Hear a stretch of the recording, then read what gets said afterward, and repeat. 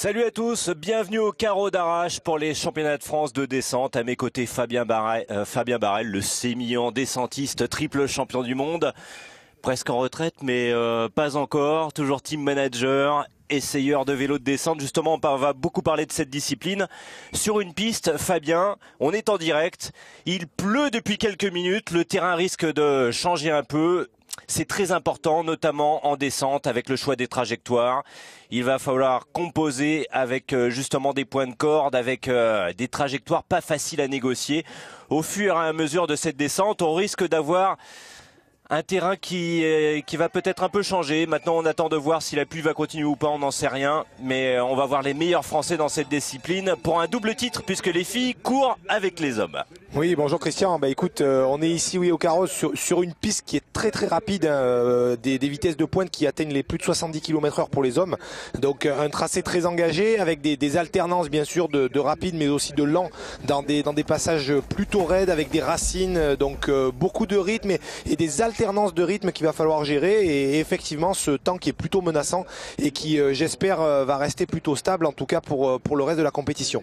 Voilà, 258 pilotes au départ. On vient de voir Léane Chardoniras ici. À savoir que chez les filles, pour l'instant, c'est Linda Jager qui est en tête avec un temps de 5 minutes 72 centièmes. Dans ce bike park des carreaux, on a une descente qui part à 1600 mètres. On a 600 mètres de dénivelé exactement. Et il faut tenir le coup, Fabien, au niveau des avant-bras, au niveau du physique, parce qu'en descente, on le rappelle, ben voilà, on n'arrête pas de pédaler et physiquement, on subit. Il faut composer justement avec ces sauts artificiels et naturels, avec les souches, pas évident. Oui, on a effectivement 600 mètres de dénivelé négatif sur une piste de 2,5 km. Donc un parcours qui va être assez long, hein, puisqu'on parle d'aux alentours de 4 minutes pour les hommes, d'un peu plus pour les filles. Donc un besoin de puissance, d'intensité pour arriver à mettre du rythme dans son run, mais aussi une certaine gestion nécessaire pour arriver à donner encore dans les derniers virages et sur la dernière minute de tracé. Donc on a vu des temps très serrés en demi-finale, hein, puisque on retrouve en moins d'une seconde les trois premiers, le top 10 en moins de 5 secondes sur 4 minutes. Donc si on ramène à la minute, ça fait une seconde à la minute de différence. Donc on voit un rythme qui est assez similaire pour tous. Bon, alors ça reste une manche de placement, Christian, et on sait très bien que tout va se donner dans la finale. Nastasia Jiménez au départ. Justement, hier, il y avait les manches de placement avec les chronos, hein, qui déterminent le départ d'aujourd'hui. Et c'est Florent Payet qui a terminé en tête devant Loïc Bruni et Loris Vernier. Et seulement 9 centièmes seulement d'écart entre Loïc Bruno et Florent Payet. On va avoir vraiment justement du spectacle avec Nastasia ici qui passe dans cette partie rocailleuse.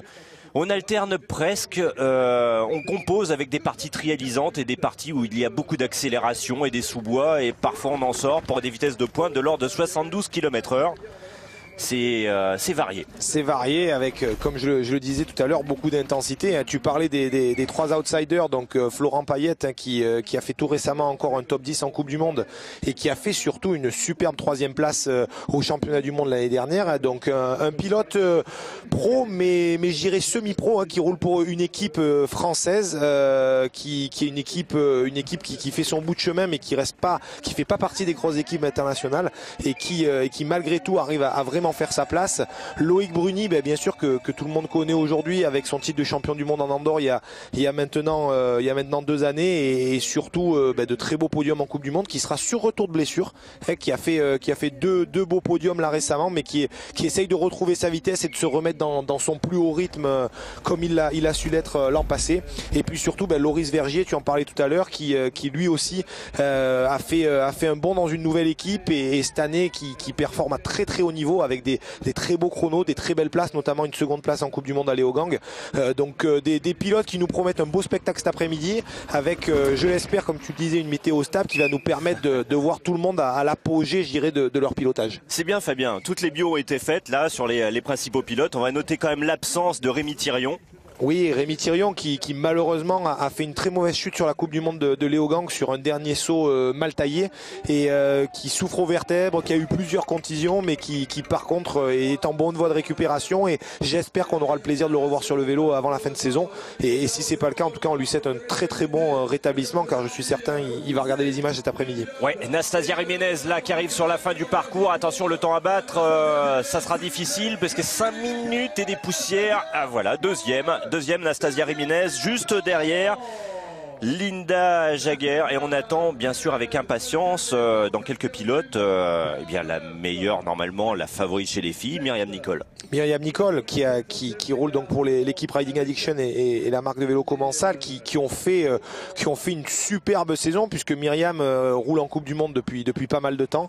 Elle avait gagné une manche de Coupe du Monde de par le passé mais là surtout elle vient d'en gagner 2 d'affilée avec un superbe pilotage. Elle nous a fait rêver en Andorre, elle nous a fait rêver à Lenzerheide et c'est vrai que ben voilà beaucoup d'engagement dans son pilotage, une véritable confiance parce que c'est vrai que ben, ça reste un sport où comme on l'a dit l'engagement doit se faire en étant léger sur le vélo, en allant rechercher la fluidité des trajectoires et c'est vrai que ben, la confiance en soi quand on est bien avec son équipe, on se sent bien sur le vélo et on se sent soutenu, ben, en général ça donne des ailes comme on dit.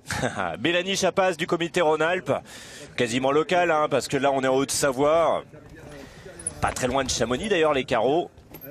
Il y a eu un temps exceptionnel hier, ça s'est un peu couvert aujourd'hui, on dirait que la pluie s'est arrêtée, c'est bon signe. Oui, on a vu 3 gouttes de pluie qui sont tombées hier, on le voit dans les trajectoires, vous voyez vraiment sur les images la trace qui fait ressortir l'humidité avec de la terre un peu plus compacte que sur les extérieurs. Donc une légère humidité qui, je dirais pour l'instant, permet d'avoir un grip plus ou moins correct. Maintenant on peut voir voilà, dans la zone de cailloux où on voit la Mélanie, on voit les roues qui bougent de gauche à droite, ce qui veut dire qu'il y a quand même une adhérence qui est précaire et qui du coup rend l'engagement au pilotage plus difficile quoi. Voilà, on voit là la transition un peu difficile hein, sur cette courbe. Mais ça typiquement c'est des erreurs liées à la fatigue et on parlait de la longueur de la piste, on est à 3 minutes 20 de course donc il faut toujours arriver à garder un certain gainage du haut et du bas du corps dans les appuis et là ben, on a vu Mélanie se faire un peu catapulter sur l'avant en même temps qu'elle perdait l'adhérence au niveau de la roue arrière, donc voilà une erreur qu'elle aurait sûrement pas faite dans la première minute de course mais au bout de presque 4 minutes on commence à avoir de l'acide lactique dans les avant-bras, dans les jambes, le corps, la lucidité au niveau du regard, c'est un tout, la ventilation qui s'augmente et la respiration qui est de plus en plus rapide, donc effectivement une gestion du physique qui est très importante sur ce tracé, Christian. On a le même problème en tant que journaliste pour commenter cette épreuve hein. Ah oui, ben nous aussi hein. Il faut pas qu'on enchaîne les paroles de manière trop rapide, tu as raison. 3 secondes de retard en tout cas pour Mélanie Chapaz au temps intermédiaire, largement dépassé maintenant, elle est sur la fin de ce parcours, la dernière minute fatidique avec des enchaînements on va dire différents. Regardez cette trajectoire, elle n'est pas géniale, un peu trop extérieure pour arriver sur l'intérieur après. On a vite fait de se faire déporter sur l'herbe. C'est toujours cette adhérence qui prime et qui est difficile à obtenir en descente. Oui, et puis on retrouve des courbes en herbe un peu, qu'on appellerait un peu old school, hein, qui sont vraiment taillées comme des courbes de ski. Donc effectivement, il faut essayer d'arriver à rester assez haut en entrée pour ressortir assez haut en sortie et enchaîner avec anticipation la courbe d'après. Donc c'est vrai que c'est très facile, surtout en fin de parcours, de se laisser déporter et donc du coup d'y laisser des précieuses dixièmes ou centièmes de seconde. Allez, le passage de la table avec la fin du parcours maintenant. On voit Mélanie Chapaz en train de négocier voilà, ses derniers virages. Alors on l'a vu passer le dernier droite là avec une légère glisse de l'arrière, bien placé sur le vélo, bien équilibré et une belle relance et une belle 3e place au provisoire. 3e place derrière, toujours Linda Jaguer et Nastasia Jiménez. Alors on parlait de cette zone de cailloux tout à l'heure, hein, on peut voir Christian que dans cette zone boisée il y a quand même une adhérence qui est vraiment limitée. On retrouve ici la zone finale, hein. Il faut savoir qu'avant cette zone on voit pas à la caméra, il y a une zone très rapide où ils prennent les fameux 70 km/h sur la fin du tracé et là ben voilà, on en parlait tout à l'heure, surtout pour les demoiselles qui sont en course, garder beaucoup de lucidité. Fiona Ourdouille au départ. Voilà, donc un départ plutôt calme pour Fiona. J'imagine que une fois de plus, elle garde en tête les 5 minutes de course qui sont à venir. Donc du coup, une stratégie qui peut payer sur la fin, essayer de rester posé, essayer d'imaginer et de comprendre, je dirais, le rythme qu'il faut avoir sur la longueur du tracé et non pas d'essayer d'avoir une vitesse de pointe sur les 2 premiers virages qui, pour le coup, vont permettre de gagner quelques secondes, mais une perte d'énergie très importante. Eh bien, puisque ça va un petit peu moins vite, on peut admirer justement ces cadres qui sont très portés, avec une géométrie très portée sur l'arrière. Oui, exactement. Alors, il faut savoir pour les gens qui connaissent pas trop la discipline, c'est ce qu'on appelle donc des vélos de descente. Hein. C'est des vélos qui ont entre 200 et 210 mm de débattement devant et derrière, avec des freins à disque qui ont des diamètres de 200 mm. Donc, je dirais que des châssis qui sont presque plus proches de la moto, Christian, que du vélo. On y retrouve bien sûr les pédales, la transmission comme un vélo standard, mais des suspensions et des freins qui sont dignes de la moto et surtout une géométrie qui a tendance, surtout sur les vélos de compétition, à s'augmenter, à être de plus en plus long pour privilégier la stabilité à haute vitesse et notamment l'engagement des pilotes. Avec des cadres pour la plupart carbone. Alors beaucoup de carbone, effectivement, c'est une matière et une technologie qui dans les 5 dernières années a beaucoup progressé. Hein. Au départ, certaines marques étaient plutôt frileuses puisque on était quand même hésitant par rapport aux contraintes de rigidité que le carbone était capable de fournir.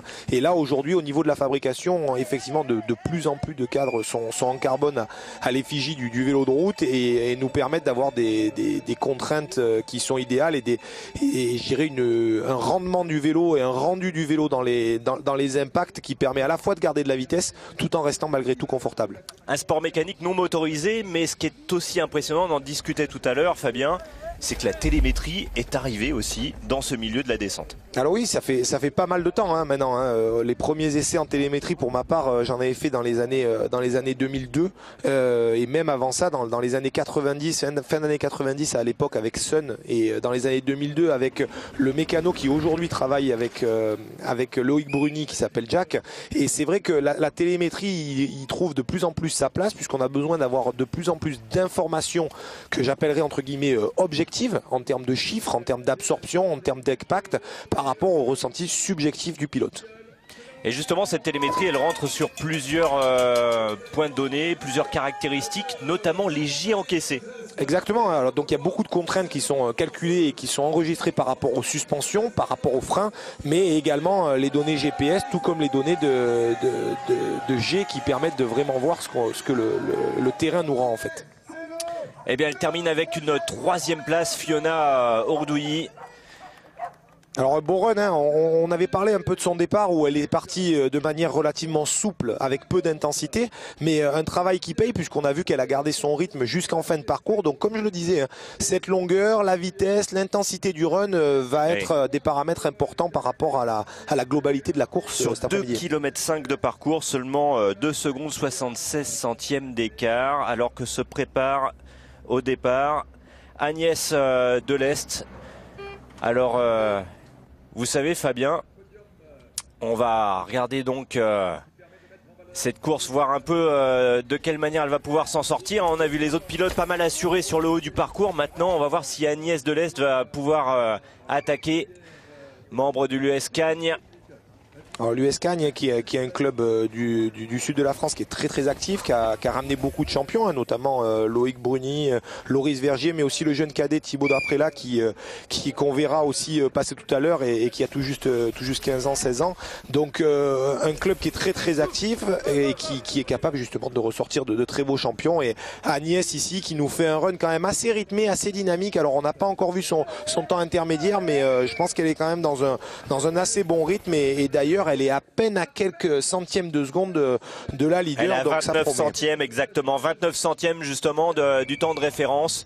Il faut savoir que dans le milieu du VTT maintenant il y a des cadres conçus spécialement qui ne diffèrent pas beaucoup des cadres d'hommes, mais il y a des modèles spécifiques pour les femmes. Ah bien sûr, alors on retrouve peu en descente, si ce n'est des petites géométries, mais par contre oui, dans les vélos plus d'enduro et all mountain, on retrouve des gammes qui sont faites et dédiées uniquement pour la jante féminine et qui sont des géométries adaptées aux plus petits gabarits pour avoir des placements de jambes et une position sur le vélo qui diffère de celle des hommes, à la fois au pédalage mais aussi en position debout pour le pilotage pur. On va tout vous dire, puisqu'on est une chaîne à grand public. Les VTT de descente, grosso modo, c'est entre 2000 et 5000 euros. Oui, voire même bien plus que ça. Oui, voilà. Voire même bien plus que ça. Mais c'est vrai que vélo de descente, je dirais que c'est un peu la Formule 1 de la discipline. Donc effectivement, c'est des vélos qui sont assez coûteux. Mais aujourd'hui, on retrouve du matériel qui est beaucoup plus accessible dans les gammes Enduro et All Mountain, qui sont les vélos un peu de tous les jours et qui sont déjà à 140, 160 mm de déblattement. Donc déjà des machines qui permettent déjà beaucoup de performance, sans parler de la descente pure. Allez. Très intéressant maintenant la fin de ce parcours, de ce run. Donc là on Seulement voit 29 centièmes de retard à l'intermédiaire. On va voir si elle va pouvoir battre le temps de référence. On voit cette zone rapide, hein. On voit un parcours tracé assez large, tracé par Emmanuel Hubert, entre autres, qui est le local de l'étape et surtout manager de l'équipe de France. Hein. Depuis des lustres, hein. Entraîneur de l'équipe de France, c'était le mien et ça l'est encore aujourd'hui. Donc c'est vrai que c'est lui qui a tracé cette piste. On voit des grandes courbes, on voit du technique. On voit Agnès qui roule quand même très bien. Je change de sujet, mais elle est vraiment dans la notion de l'engagement sur la partie basse et elle a bien géré son physique. On la voit bien relancé et ça va vraiment pas jouer à grand chose pour Agnès. Je pense que ça va le faire. Meilleur temps, effectivement. Voilà, Agnès Delest est en tête pour l'instant du classement chez les filles. Alors ce que je vous propose, c'est de tourner une petite page de pub et on se retrouve juste après.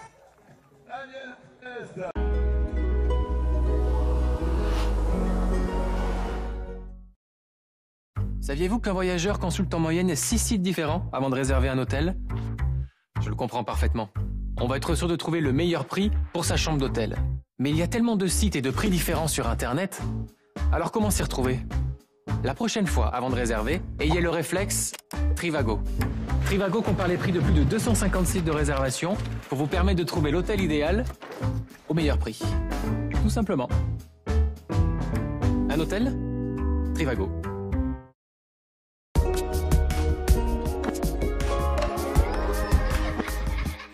Bienvenue à nouveau au carreau d'Arrache pour les championnats de France de descente. On assiste là à une course assez extraordinaire chez les filles avec le meilleur temps de référence qui vient d'être fait par Agnès Delest.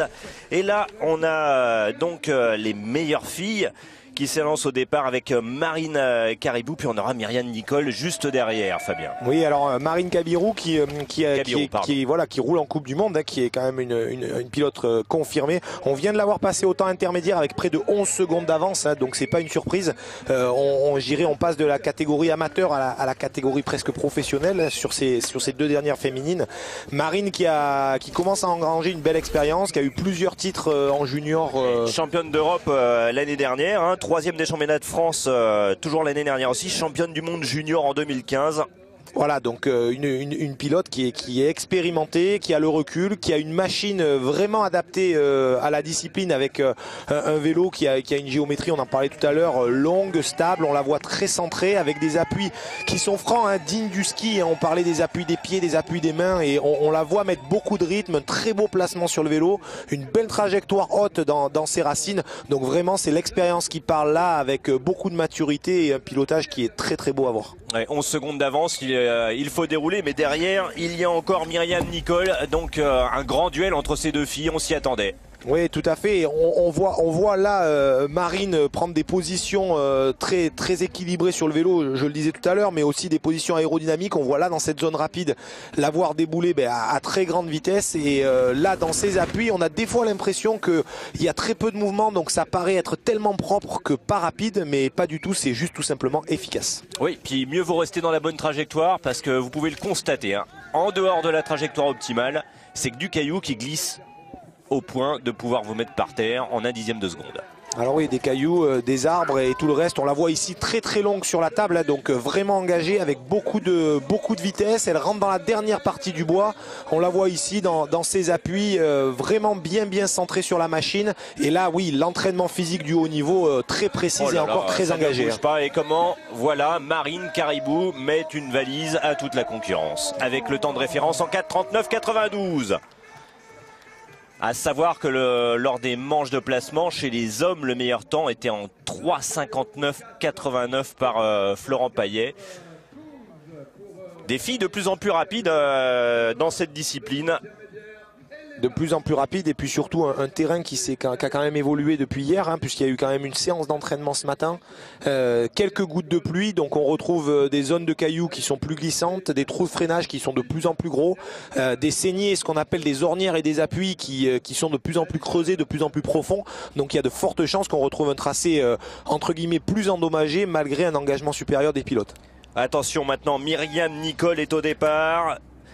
Elle a remporté 2 Coupes du Monde cette année, vice-championne du monde l'année dernière, triple championne de France. Myriam Nicole, ou la démonstration normalement de son savoir-faire pour remporter un nouveau titre de championne de France. Alors comme on le disait tout à l'heure, hein, Myriam est à l'apogée de sa discipline en ce moment, hein, une grande forme, beaucoup de confiance, une bonne machine, une bonne équipe, hein, je pense à Thibaut Ruffin, son team manager qui est aussi pilote et champion de France en titre, qui est très très fier du travail qu'elle peut fournir, et on retrouve ici voilà l'expérience qui parle comme tout à l'heure avec Marine, un vélo très stable, bien posé, un engagement dans les racines et dans les cailloux qui est digne voilà, d'un regard qui se porte loin.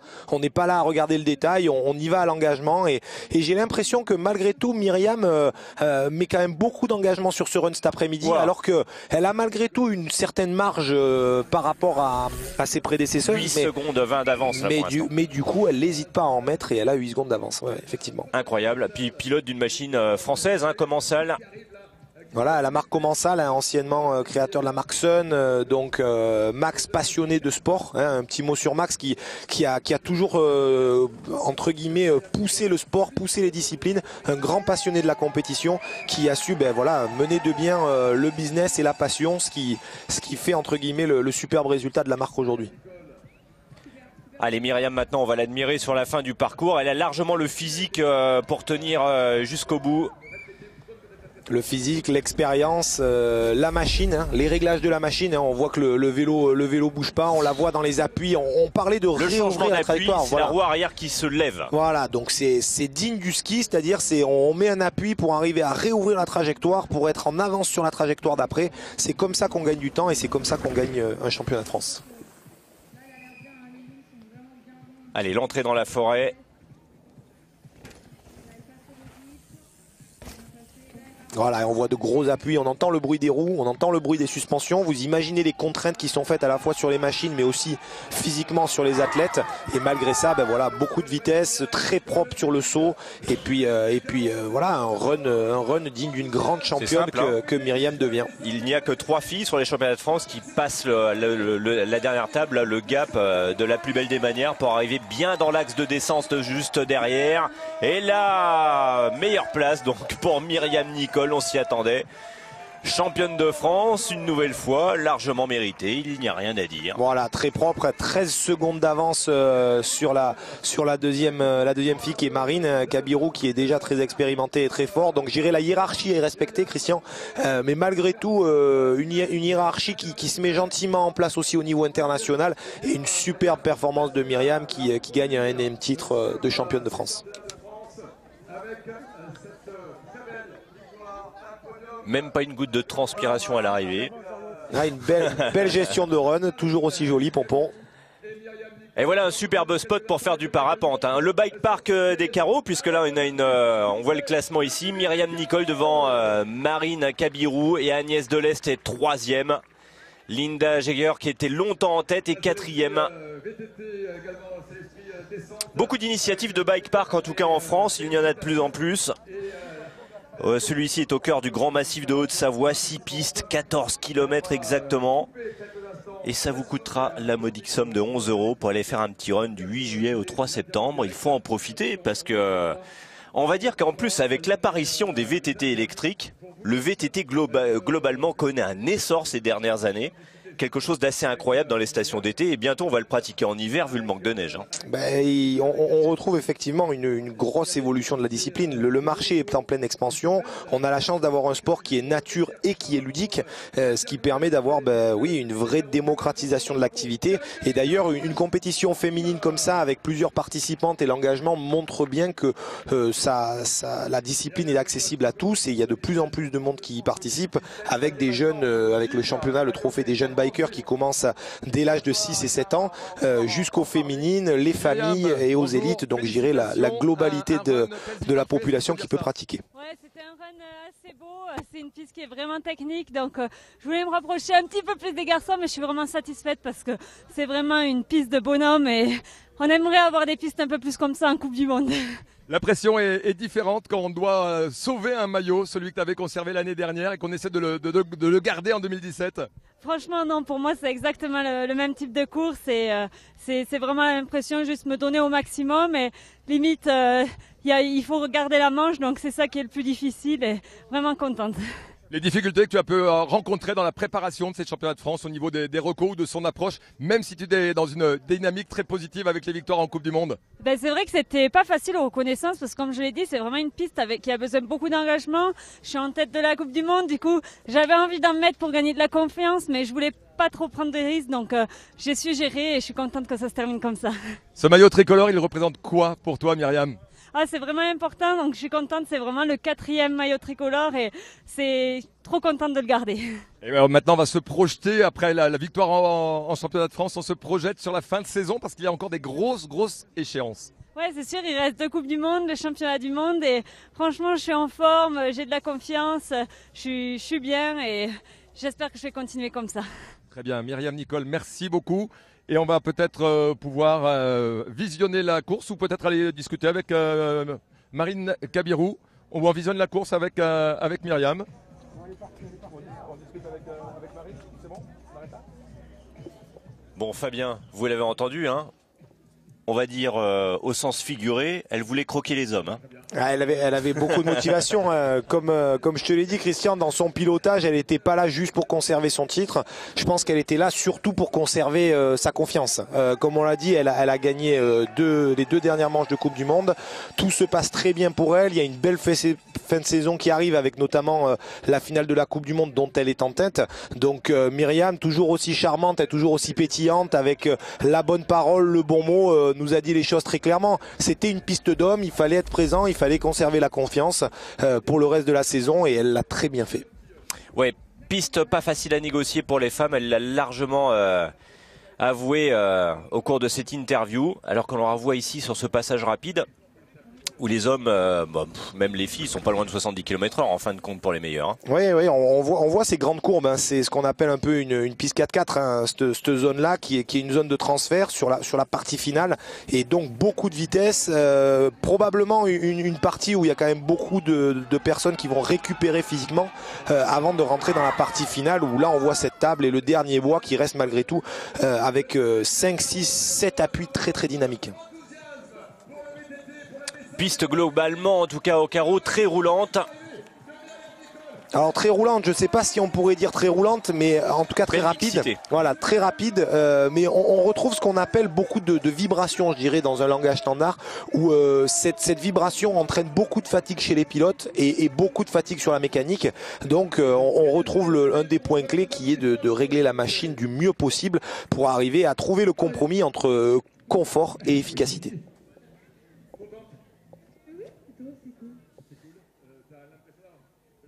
Eh bien voilà la liste départ des hommes à suivre.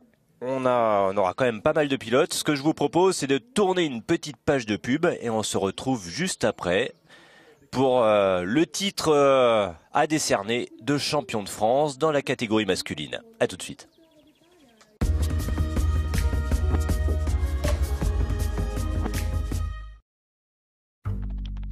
Vous pensez que les sites de voyage vous montrent tous les hôtels ? Eh bien non. En fait, vous pourriez bien passer à côté de votre hôtel idéal. Chaque site internet vous propose des hôtels différents. Certains sites vous montreront seulement cela, tandis que certaines applications, seulement ceci. Mais comme Trivago compare des centaines de sites, Trivago vous offre une meilleure vue d'ensemble de tous les hôtels disponibles. Encore une façon pour Trivago de vous aider à trouver l'hôtel idéal au meilleur prix. Un hôtel, Trivago.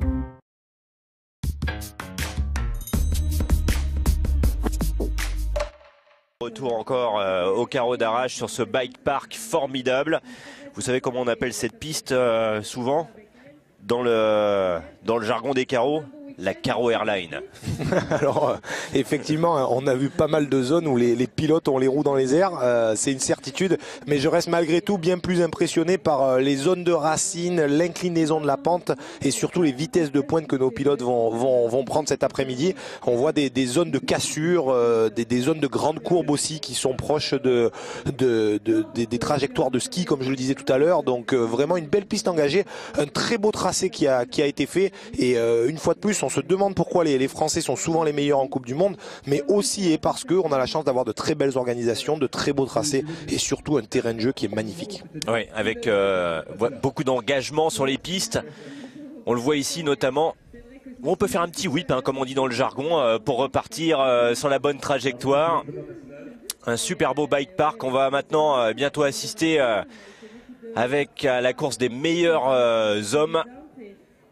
Et on attend quand même une grosse bagarre hein, entre le meilleur temps, le temps de référence de la manche de placement, Florent Payette hier, Loïc Bruni, Loris Vergier. Ça risque de ferrailler sec sur la double noire. Il y a effectivement trois gros outsiders hein, qui sont des prétendants à des podiums de Coupe du Monde. Donc on parle du meilleur niveau français, mais surtout du meilleur niveau mondial, avec quelques surprises qui peuvent venir derrière, hein, puisqu'on a vu un Rudy Kabirou qui a sorti des top 10 en Coupe du Monde, ou encore un Romain Pollan qui a été capable au Crankworx au G de faire des superbes performances, ou encore Amaury Piron qu'on a vu l'année passée sur des manches de Coupe du Monde sur les podiums. Bon Fabien, vous connaissez bien ce télécabine de la Quai 2, que vous avez déjà pris en 1995. Ça remonte. Vous êtes un vieux maintenant, 37 ans, je ne devrais rien dire sur mon âge canonique. Ça remonte à bien longtemps, mais oui, une très belle pente, une montagne vraiment adaptée à notre discipline. Et on voit ici Gaëtan Vigier qui vient de prendre un superbe start. Hein. On voit de suite de l'engagement, un coup de pédale franc à la sortie de la grille, et surtout on voit un pilotage hyper dynamique, aussi bien au niveau du haut que du bas du corps. Hein. On le voit beaucoup bouger, beaucoup faire des transferts de masse, et notamment ne pas hésiter à en mettre pour aller chercher un super chrono. Voilà, pas en mettre mais pas trop. Vous Fabien, pour ceux qui aiment le VTT, qui pratiquent souvent le cross-country dans les bois en région parisienne, là où il n'y a pas des descentes comme ça, enfin bref, quels sont les points clés, on va dire les 4 ou 5 points à maîtriser sur un parcours de descente? Là, il a failli passer. Excuse-moi, mais voilà, on parlait de la zone de cailloux tout à l'heure. On l'a vu rentrer dans un freinage très tardif. On a vu le vélo se mettre dans un sens, dans l'autre, mais surtout, il a conservé un regard assez loin, les épaules dans l'axe, et bon, malgré ça, il a gardé la trajectoire. Donc, un superbe travail de Gaëtan, beaucoup d'engagement. La courbe à gauche, on vient de la voir. Bon, ben là, un peu sur l'avant, comme la demoiselle tout à l'heure qui a chuté. Un parcours rapide, long, technique, un besoin de rester constant sur la longueur. Donc je pense qu'effectivement on va avoir un très beau spectacle, Christian. Techniquement, les 4 points clés pour bien figurer en descente, s'en sortir sur un parcours de plus de 2 km comme ça. Voilà, déjà je pense que sur un parcours comme celui-ci, il y a besoin quand même d'une certaine expérience, parce que forcément les pilotes qui vont engager de manière trop importante vont aller à la faute, ce qu'on peut pas vraiment se permettre. Après il y a le réglage du vélo qui va être clé, hein, parce qu'on revoit ce qu'on appelle un peu la tôle ondulée, la petite vibration qui à la fois fatigue, fait perdre l'adhérence et évite le rendement. Justement très déterminant hier sur la manche de placement, on a dû mécaniquer un peu hier soir pour arriver à au réglage optimum. Oui, de toute façon toute la période des entraînements, y compris de la manche de placement hier, reste de la mise au point, donc digne de la F1 quand on voit les vélos, les voitures rentrer au paddock. Bon les vélos rentrent dans les stands. Voilà, un superbe whip de Gaëtan qui fait plaisir aux spectateurs, et oui, donc oui, un besoin de régler les machines, de faire de la mise au point, tout comme de l'automobile, et donc là on voit Gaëtan avec un vélo qui reste bien placé, bien à la trajectoire, mais surtout un très beau pilotage de sa part. Ouais, de la F1 c'est 800 chevaux, un vélo de VTT c'est à peu près 1400 watts, 1600 watts qu'on sort à la force des jarrets, soit l'équivalent d'à peu près 3 chevaux. Ouais, tout à fait, exactement, c'est à peu près ce qui se passe bien, sur la gravité, mais je vois que le calcul est bon. Je dois sortir à peu près 800 watts. Donc par contre, regarde, on parlait des erreurs, on voit l'épaule de Gaëtan, donc ça a chuté. Malheureusement, on n'a pas toute la globalité du tracé à l'image, donc Gaëtan a dû aller au sol, ce qui est malheureux, hein. Il a une très belle place, puisqu'il prend la première place du provisoire, mais une chute a dû lui coûter quand même pas mal de temps, et va sûrement l'empêcher d'être sur le podium podium aujourd'hui. C'est simple, il est arrivé au temps intermédiaire en 2 minutes 04 48. Il est fort probable que sa faute il l'ait commise au début de la piste. En tout cas, il termine avec un temps, pour l'instant, première place provisoire de 4,06 94, à savoir que le temps de référence hier dans la manche de placement était en 3,59 89, voilà, dans des conditions complètement différentes. On vient de voir Melvin Pons partir justement dans ce run, un jeune hyper dynamique, hyper talentueux, qui roule depuis pas mal d'années, hein, qui est pareil du sud de la France, dans toute la clique de champions qui a vers chez nous. Et on retrouve Melvin pareil, très bien posé dans son pilotage. C'est un pilote qui est très physique, qui peut être très bon sur ce genre de piste. D'ailleurs, on le voit passer au temps intermédiaire avec un peu moins d'une seconde d'avance. Donc ça promet pour la suite du parcours. Ouais, 83 centièmes d'avance. Oui, il est plutôt taillé assez massif, hein, comme pilote. Hein. Ouais, il est massif, il est précis. On vient de voir cette courbe où il y a pas mal de monde qui fait des erreurs. Il a bien anticipé son freinage. Il a lâché ses freins dans la courbe de manière à accélérer pour gagner de la vitesse avec la gravité. On le voit très bien posé. Hein. On le voit, un bon appui des pieds, bien large au niveau des épaules et des coudes, dynamique en sortie de virage. Ça promet d'être un assez bon run, Christian. Le placement et le transfert de masse sur le vélo aussi sont des points clés, j'imagine, pour obtenir un maximum d'efficacité. Oui, on voit qu'il fait pas beaucoup de mouvements de pied. En général, les pilotes ont tendance à beaucoup incliner la pédale extérieure pour arriver à transférer le vélo de droite à gauche. Et Melvin, lui, reste beaucoup les pieds à plat, hein, comme ce nouveau style de pilotage moderne où on voit les transferts d'appui qui se font en simple pression des jambes. Donc beaucoup d'engagement, hein, comme on le disait tout à l'heure, mais surtout beaucoup de dynamisme. Hein. Allez, on le voit ici sur cette partie roulante. Le nez dans le guidon, on va imaginer, mais c'est le cas. Voilà, donc très peu d'adhérence. Hein. Voilà, très peu d'adhérence. On voit les roues qui bougent, on voit les cailloux qui partent sous les roues. Donc là, pas comme Gaëtan, hein. Il a cherché l'efficacité. Il nous a pas fait de whip. Il est resté précis. Il a posé tôt pour pouvoir bien relancer et arriver dans cette partie finale avec un maximum de vitesse. Un peu sur l'arrière, hein, posé un petit peu en wheelie là. C'est une petite perte de temps, hein, de l'ordre de quelques centièmes, mais ça peut compter à l'arrivée. On va le voir maintenant sur le final. Là, une superbe run, hein, vraiment bien placé, voilà. Une première place au provisoire et un très beau run de Melvin.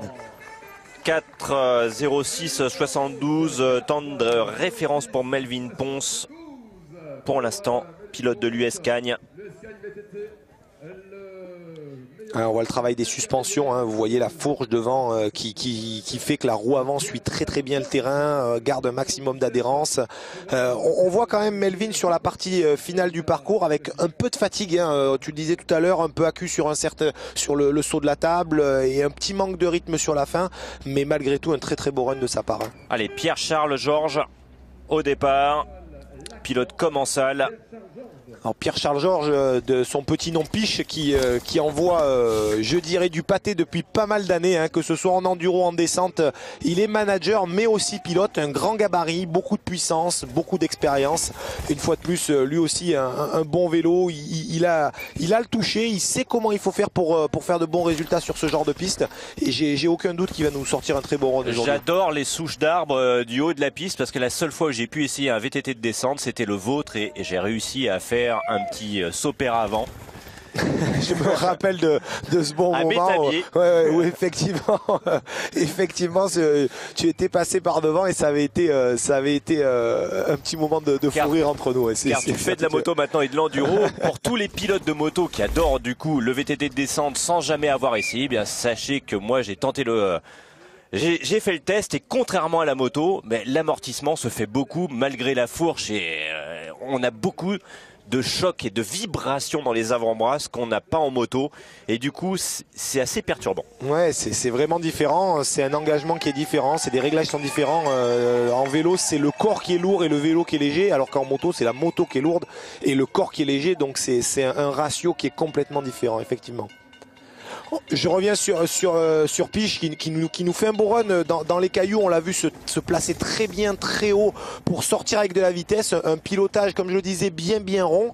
Un peu de mal à réouvrir cette trajectoire là dans la partie rapide, ce qui est dommage parce que juste derrière ça, on a toute la partie à fond qu'on peut voir ici. Et là, du coup, le passage de cette courbe à droite reste malgré tout très important. En bout de ligne droite. 1 seconde 62 centièmes d'avance au temps intermédiaire. En tout cas, il est bien. Voilà, il est très bien, même je le disais, hein, beaucoup d'expérience dans ce type de piste pardon, sera nécessaire. Hein. Il faut savoir faire de la gestion de course, un pédalage un peu en puissance, mais notre ami Piche a vraiment la force. Il est en train de nous faire un beau run et d'être une fois de plus très bien posé sur sa machine. Pierre-Charles Georges qui devrait réaliser maintenant le temps de référence et largement, on va voir, voilà, première place en 4:03:36. Ouais, donc superbe temps, hein, plus de 3 secondes d'avance sur Melvin, hein, donc vraiment un beau run de la part de Pierre-Charles qui sait y faire, hein, comme je le disais, beaucoup d'heures sur le vélo qui payent pour lui. Alors question de Béotien aussi, le choix du braquet sur cette descente, parce que c'est pas toujours évident de trouver matière à avoir réponse au braquet à divers endroits de la piste où parfois on n'est pas vite, parfois on est vite. On anticipe les changements de... Alors il faut savoir qu'un run vraiment très bien calculé, les pilotes savent exactement à quel moment et quand ils changent de vitesse, hein, comme on peut voir en Formule 1. Donc une nécessité d'arriver à avoir tout ça en tête, et le choix du braquet se fait... Ah, on vient de voir voilà, Benoît qui vient de prendre le départ et qui malheureusement est hors du tracé. Il a dû avoir un petit problème sur le vélo. Erreur de trajectoire, on le voit comme on le dit chez nous dans les bacs à sable, hein. Une erreur de freinage, bon, bien malheureux, parce que c'est vrai que championnat de France, surtout pour les pilotes nationaux qui n'ont pas l'envergure de pouvoir faire des résultats en Coupe du Monde. C'est le moment d'y aller. Voilà, c'est le moment d'y aller, c'est le moment de se faire voir, c'est le moment d'aller chercher entre guillemets des points précieux pour les points UCI, pour le classement UCI, et surtout de se faire repérer pour les différentes courses internationales. Donc c'est vrai que quand ça se passe pas très bien comme là malheureusement pour Benoît, c'est toujours beaucoup de frustration. Ouais, parce que le VTT de descente, on le rappelle, hein, c'est un milieu à part, c'est un peu en marge, hein, des autres disciplines du VTT, tout simplement parce que déjà c'est pas une discipline olympique et elle ne risque pas de l'être a priori. Non, c'est un milieu dans le milieu. Hein. Voilà, en fait c'est une discipline déjà qui est un sport mécanique, hein, à l'inverse de la plupart des sports olympiques, mais aussi un sport pas évident à organiser de par le besoin d'une montagne et d'un vrai dénivelé. Donc une discipline qui ne voit pas le jour au JO et qui fonctionne sur ce qu'on appelle un peu un microcosme, hein, c'est-à-dire qu'il y a vraiment l'intérêt de beaucoup de marques, l'intérêt de médias spécifiques. Hein. On voit Red Bull TV qui s'investit énormément, on voit beaucoup de médias ce qui n'est pas plus mal. Et voilà, et qui donne une véritable ampleur à notre discipline, qui crée entre guillemets une véritable aura, et qui du coup nous permet d'avoir d'investissements de certaines marques pour pouvoir pratiquer notre discipline. Aussi une discipline qui se fait un petit peu chamailler par les disciplines freeride, on va dire. Oui, alors est-ce que la descente profite un peu de ce mouvement des vidéos que l'on voit, justement des vidéos même extrêmes parfois, avec des descentes de montagne pas possibles. Le but du jeu c'est de passer des backflips 1 voire 2, ou multiplier les séances de freestyle avec des vélos qui ne sont pas des vélos de descente mais des vélos de freeride maintenant, spécialement conçus. Mais on aurait tendance parfois à mélanger un peu les deux disciplines. Alors l'un profite de l'autre, c'est une certitude, hein, puisque de toute façon aujourd'hui l'effigie que les marques souhaitent avoir dans une discipline ou dans l'autre sont souvent similaires. Et c'est vrai qu'on y retrouve une belle chaleur de Benoît sur le saut en partie basse malgré sa chute. Et donc oui, on retrouve bien sûr une belle synergie entre les deux disciplines qui profite à tout le monde, qui profite aux marques et qui surtout profite à la fin à la globalité de la population, on l'espère en tout cas, en les faisant rêver de notre discipline. Voilà, un run un peu malheureux pour Benoît qui aura eu une course un peu difficile. Je suis sûr qu'il avait des attentes bien meilleures que ça. Et là, on retrouve Thibaut Ruffin au départ. Un fort. Voilà, donc Thibaut Ruffin, un champion de France en titre, superbe hold-up l'année dernière, un pilote très expérimenté qui est manager de sa propre équipe Riding Addiction, qui est le manager de Myriam Nicole qu'on a vu gagner il y a quelques minutes de ça.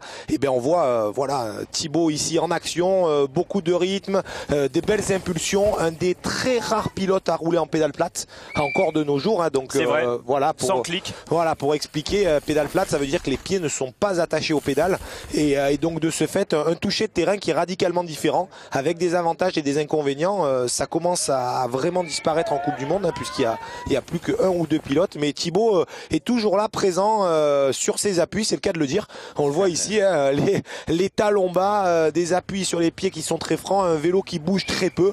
On le voit très serein dans ce run-là. Bon, une petite erreur ici, mais voilà, juste une bonne gestion.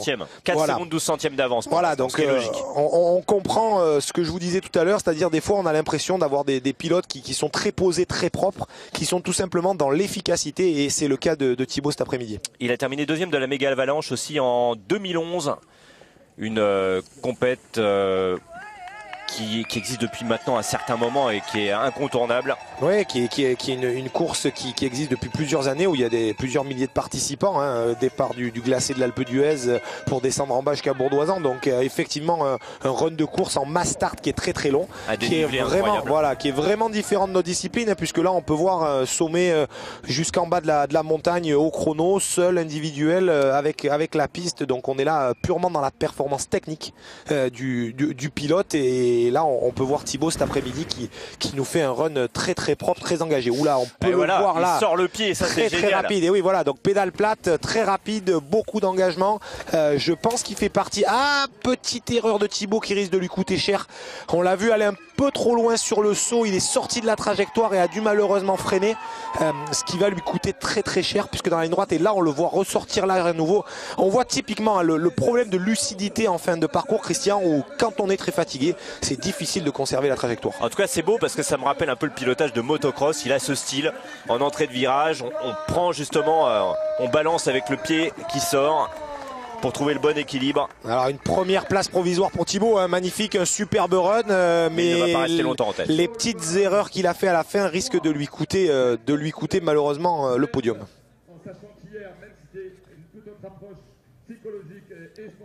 Alors, on le voit là dans la partie sinueuse. La reconnaissance à pied là est primordiale avant d'attaquer cette descente, parce qu'on voit parfois des pierres. Il faudrait pas y mettre les pneus dessus, tout simplement. Ouais, on a si tu veux cette pratique qui est de vraiment faire la piste à pied pour pouvoir reconnaître les trajectoires idéales. Et d'ailleurs on voit ici au départ Thibaut Daprela, donc un jeune espoir de la discipline, pareil du sud de la France, qui escagne encore. Voilà, qui arrive toujours de la même école, qui est le protégé de Nicolas Vouilloz, 10 fois champion du monde, monsieur en titre dans toute sa carrière.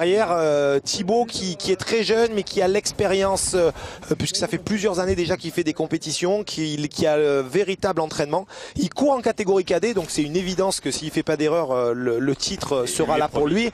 Mais néanmoins, les attentes de Thibaut sont vraiment de s'approcher de mieux en mieux des meilleurs chronos des élites, et on le voit d'ailleurs très posé, très engagé. Une petite erreur ici avec un pied dehors, mais malgré son jeune âge, très très physique et très précis dans cette trajectoire. Comme dans pas mal d'athlètes, assez fit, très fin comme pilote. On le voit ici assurer ce freinage, pas monter haut dans la trajectoire, rester bas, assurer le gauche qui était assez compliqué pour tout le monde, qui reste très fermé.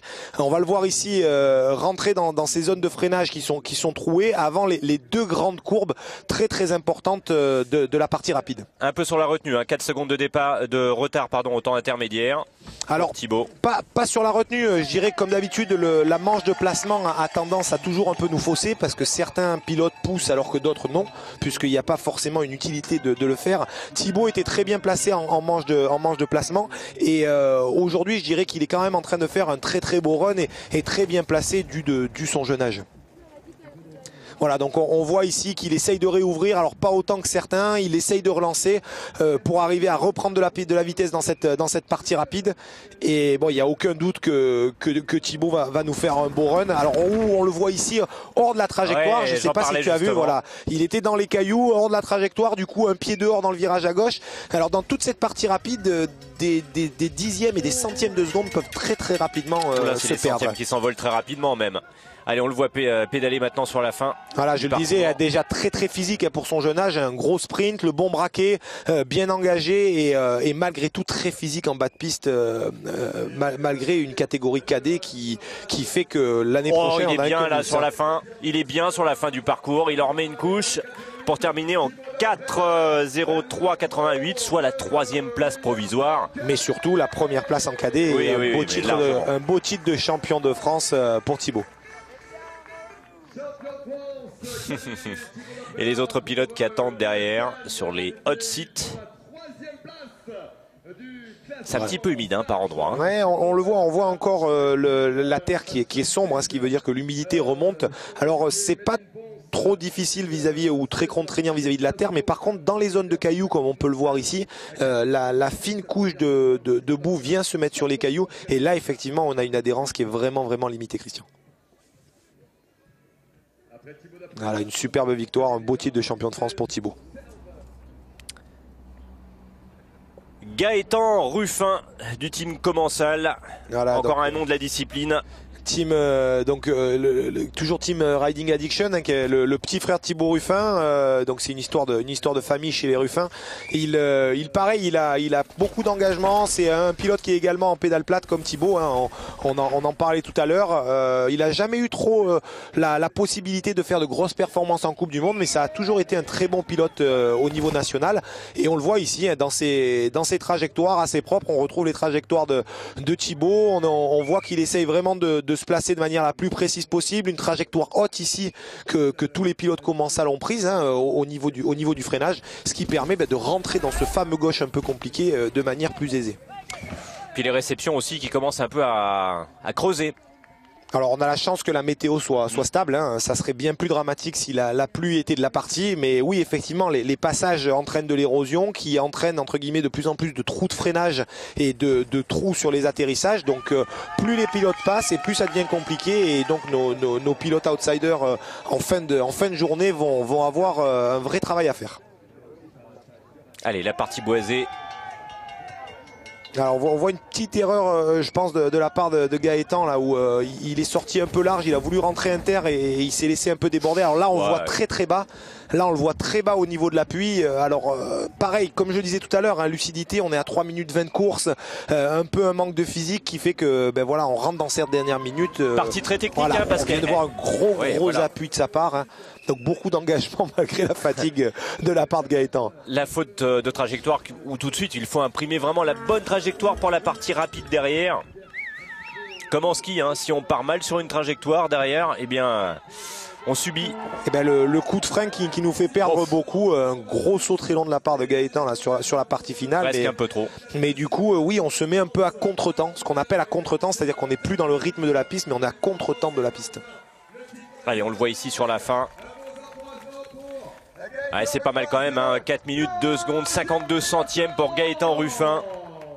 Donc tout à l'engagement, une fin de parcours où il a lâché les chevaux, où il y est allé franchement, il n'a pas hésité, il a senti qu'il n'était pas forcément dedans, mais malgré ça il s'est dit bon allez on y va, et c'est un peu la beauté des championnats à l'inverse des coupes où là voilà on a un run pour prouver à tout le monde qu'il faut être là et présent, et puis on lâche les freins et on engage comme on dit. On le voit ici sur ce gap là, sur ce tremplin un peu long Ouais, de manière volontaire, très long, et en attendant pas de freinage en amont, donc difficile de savoir ce qui est le plus efficace comme on dit. Thibaut Lallier au départ. Voilà, bien propre, bien dynamique, un pilote qu'on connaît beaucoup moins, qui est moins présent sur le milieu international et même de par le passé au niveau national, mais très dynamique. On le voit sur le vélo, sur la piste et sur le vélo, très bien posé, des enchaînements qui sont rythmés, beaucoup de placements de vélo. On en parlait tout à l'heure, Christian, des petites impulsions qui permettent d'aller chercher les endroits propres de la piste et qui nous permettent de replacer le vélo aux endroits entre guillemets idéal ou idéaux pour arriver à aligner les trajectoires de la meilleure manière possible. Du team Addiction Downhill. Voilà, la descente c'est sûrement sa drogue. Voilà. Comme pas mal de membres de son team. C'est le cas de beaucoup de personnes je pense aujourd'hui. Ouais, c'est vrai que c'est un sport addictif. Quand on y goûte, on a du mal à s'en séparer. La descente c'est vraiment, voilà, on en prend pour son grade en adrénaline, en plaisir pur. Ça c'est une évidence. Et surtout quand on évolue dans des milieux naturels comme ça où le VTT est de plus en plus, on va dire, à la mode et reconnu, puisque là on ne pollue absolument pas et les terrains sont fabriqués spécialement pour. Ouais, on vient de voir Thibaut qui vient de perdre le grip de la roue avant dans une courbe assez rapide. Hein. Il a sorti le pied, il a réussi à récupérer la trajectoire. Et malgré tout, hein, on le disait, il fait un très très beau run. Hein. Il reste très bien posé. Il a un peu moins de 5 secondes de retard. Mais je le vois bien quand même placé sur la machine et faire un très très beau run. Alors ça manque d'un peu d'intensité. Il a refait un très beau placement là dans cette courbe-là. Donc c'est juste une histoire de rythme, mais le pilotage malgré tout reste magnifique. Reste 12 pilotes sur ces championnats de France pour décerner le titre. J'aime bien ce bruit de roulement. Hein. Ouais, alors le bruit de roulement, c'est plutôt le bruit des roues qui frappent sur les rochers. C'est sûr. Parce que vu la vitesse à laquelle il roule, forcément, ben là, le matériel subit pas mal de contraintes. Mais bon, regarde, voilà, on voit Thibaut, je sais pas si tu vois la relance qu'il met, mais on parlait des 1400-1500 watts. Alors, il y en a peut-être que 1000, mais ça, on voit, et ils sont pas là pour acheter du terrain, comme on dit chez nous. Hein. Allez, la fin du parcours pour Thibaut Lally. Il attaque. Hein. Là, il attaque. Et c'est sûrement le temps de référence à l'arrivée. La deuxième, 4 minutes 2 secondes 18 centièmes pour Thibaut Lally. Donc magnifique, hein, puisqu'on l'a vu en haut de piste avec un retard assez important, hein, puisque près de 5 secondes de retard. Et donc il a repris 3 secondes sur la fin du parcours. On parlait de la gestion, on parlait de la longueur de la piste. C'est pas forcément ceux qui vont rouler le plus vite en haut qui vont être les premiers à la fin, puisqu'il faut être capable encore en bas de mettre du charbon, comme on dit, et de mettre beaucoup de watts. C'est bizarre, on voit beaucoup de drapeaux bretons. Hein. Ouais, les Bretons sont toujours très motivés, c'est une certitude. Benoît Coulange. Voilà, Benoît qui roule aussi en Coupe du Monde, hein, qui nous a fait de très très beaux runs, de très beaux chronos sur certaines manches de Coupe du Monde, qui roule avec un vélo très spécifique, Christian, puisque tu peux voir, c'est un vélo qui a une boîte à vitesse. Alors je sais pas s'il l'a utilisé ce week-end, mais c'est un vélo qui n'a pas de dérailleur, Je vais faire parler mes connaissances. Le vélo boîte de vitesse. Est-ce qu'il n'aurait pas été inventé par Honda à l'époque avec une série très limitée de VTT de descente? Alors Honda parmi d'autres, puisqu'il y a eu plusieurs fabricants, mais c'est vrai que Honda à l'époque avait sorti des vélos avec une boîte à vitesse comme... Aujourd'hui très recherché. Voilà, très recherché parce qu'inexistant, hein, parce qu'ils ont arrêté malheureusement, ils se sont retirés de la discipline, mais oui effectivement des machines très recherchées et un intérêt fort pour ce genre de technologie en VTT de descente, puisque ça roule à un freinage très appuyé de la part de Benoît. Oui, limite. Mais si tu veux, ça permet vraiment de limiter la garde au sol et de pas avoir de problématiques par rapport aux cailloux et par rapport à la transmission. Donc beaucoup d'avantages avec ces boîtes à vitesse, même si aujourd'hui il y en a que très peu sur le marché. Je me souviens de ce vélo Honda de composition aluminium spécialement fait par le HRC, hein, c'est-à-dire la maison mère de Honda avec une chute ici, il perd l'arrière. Hein. Voilà, on voyait tout à l'heure, tu disais la nécessité de rester dans la trajectoire. Il a juste la roue arrière qui est sortie de la trajectoire propre, donc qui allait se mettre dans les cailloux roulants. Et donc forcément de l'adhérence dans la roue avant, mais pas d'adhérence dans la roue arrière. Donc une trajectoire difficile à conserver pour Benoît. Alors que pourtant, hein, malgré tout, là, il avait que 32 centièmes de retard. Il était bien et là il vient de refaire une erreur qui lui coûte cher. Et la grande difficulté, c'est quand on a une chute ou quand on a une grosse erreur, c'est d'arriver à rester concentré, à rester dans le rythme et pas vouloir essayer de gagner le temps perdu, parce que malheureusement, Christian, ce n'est jamais possible. Sauf Fabien Barrel à une certaine époque quand même qui était capable de remonter. Ouais, mais bon, ça c'est des exemples à ne pas prendre. C'est des exemples à ne pas prendre. Mais du coup, moyennant parfois certaines chutes assez spectaculaires. Plus qu'à mon tour, Christian, c'est sûr. Bon, superbe malgré tout, hein. Malgré ces quelques erreurs, on voit Benoît qui fait quand même un très très beau run, qui se lâche, qui donne le spectacle à l'arrivée et qui va malgré tout chercher une seconde place derrière Thibaut Ruffin. Donc c'est vraiment dommage, hein, parce que le chrono se joue à pas grand chose. Il y a effectivement un superbe run qui a été fait de sa part. Il avait que 32 centièmes de retard au temps intermédiaire et il finit avec une petite seconde de 3 de Thibaut Ruffin, alors que on l'a tous vu, une chute lui a fait perdre pas mal de temps. Ouais, c'est malheureux. Ouais. Une erreur qui peut arriver malheureusement. Et là, il est en pédale plate, parce que quand on a les clics, c'est encore plus délicat. Parfois, là, il est en pédale automatique. Mais c'est vrai que les pilotes sortent malgré tout très rapidement les pieds, malgré les pédales automatiques. Guillaume Larbeyou. Un beau départ, bien dynamique. On le voit sur un châssis bien long. On parlait des géométries tout à l'heure. On le voit sur un vélo où il est bien posé. Le vélo est bien stable. On le voit en ligne, en train d'enchaîner les sauts. Pareil, les coudes bien écartés, les talons bien bas. Un pilote qui est très bien centré sur sa machine. On peut voir le niveau national quand même qui a vraiment évolué dans ces dernières années. Du team VSC Beaune, encore un qui doit aller s'entraîner du côté du Jura de temps en temps. Ouais, il y a de quoi faire. Comme on le disait, la France est un terrain de jeu absolument magnifique, les Alpes, les Pyrénées, le Jura, on a de quoi faire des courses sur pas mal de montagnes et donc de ce fait des pilotes qui sont de très bon niveau. Ouh là là là, pas évident là, ça commence à devenir assez poussiéreux au niveau des parce que tout le monde est un peu sur les freins sur ces parties-là, contrairement à cette partie où là on voit la terre est bien facile à rouler, en tout cas sur les portions vraiment de descente bien sévères où il y a une belle déclinaison. Là il commence à y avoir beaucoup de poussière à force des passages, ce qui rend le pilotage de plus en plus délicat. Oui, on le disait tout à l'heure, les trous de freinage s'augmentent, les dévers commencent à être de plus en plus érodés et font ressortir les racines. Donc effectivement un pilotage de plus en plus compliqué pour les pilotes. On voit ici cette zone de racines qui est très complexe. On arrive déjà près de 3 minutes de course. Il faut garder un regard loin. On voit quand même une position de la part de Guillaume qui est très stable dans ces grandes courbes. Il reste haut, il se replace bien, il va chercher de la vitesse, il doit avoir un temps intermédiaire qui est plus que correct malgré ça, mais malheureusement non, il est à près de 7 secondes et demie de retard, donc un pilotage qui demanderait un poil plus d'engagement, mais comme on le disait, faut tenir la longueur de la piste, faut pas se mettre par terre, donc chacun essaye d'y trouver son rythme, et malgré tout Guillaume nous fait un run qui est très propre et très beau cet après-midi. Fabien, en tant que pilote d'essai désormais, quelles sont les tendances aujourd'hui, on va dire techniques, du VTT? Est-ce qu'on part aussi vers des moteurs électriques pour le tout venant, pour les balades, pour à la fois trouver ce compromis entre plaisir de descente à l'état pur et de remontée facile? Ou est-ce qu'on travaille encore sur le VTT descente pure, à la recherche de nouveaux outils pour imager le côté technique afin d'être encore plus rapide? Alors aujourd'hui les marques travaillent encore beaucoup dans toutes les directions de manière à satisfaire tout type de public.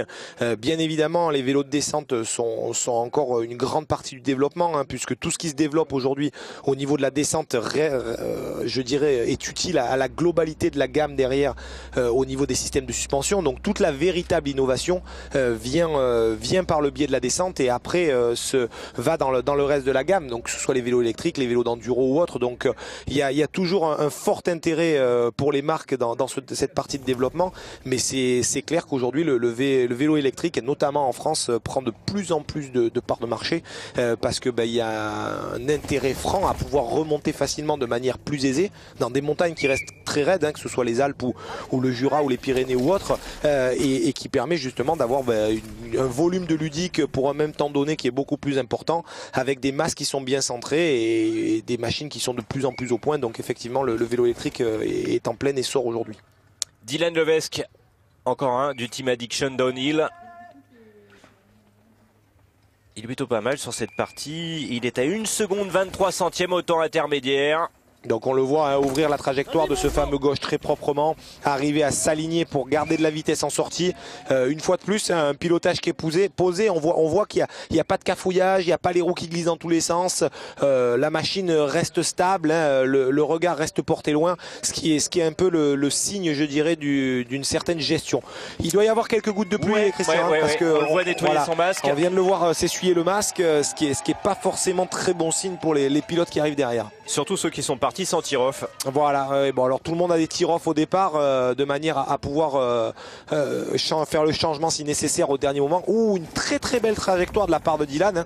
Je sais pas si tu as vu, mais il a vraiment réouvert le premier pour arriver à être, comme on le disait, vraiment dans le timing des virages et sortir vite. Donc un très beau geste technique de la part de Dylan. Là il est dans le bon tempo pour figurer parmi les premiers.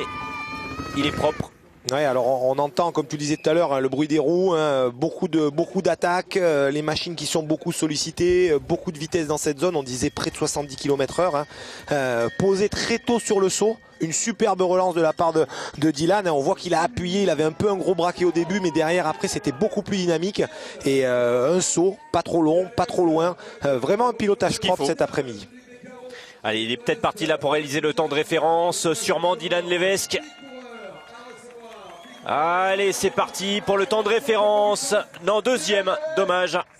Ah, une très belle, pas loin, hein. Très belle deuxième partie de tracé. 23 centièmes seulement 23 centièmes, de Thibaut Ruffin, 23 centièmes. Voilà, rappelons-le, après près de 4 minutes de course, 23 centièmes de seconde séparent les pilotes. On a vu Dylan dans la partie basse vraiment bien roulé et propre. Les quelques trajectoires dans la partie rapide qui ont sûrement payé pour gagner et grappiller ces quelques centièmes et ces quelques dixièmes de seconde.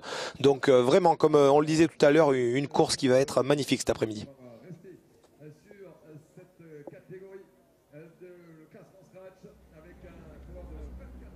Allez, se prépare au départ Baptiste Piron. Voilà, Baptiste, un frère d'Amaury qui avait fait déjà un podium en Coupe du Monde à Lourdes il y a quelques années et qui lui cette année, Baptiste a fait une superbe manche de placement et une superbe Coupe du Monde aussi à Lourdes et sur le reste de la saison.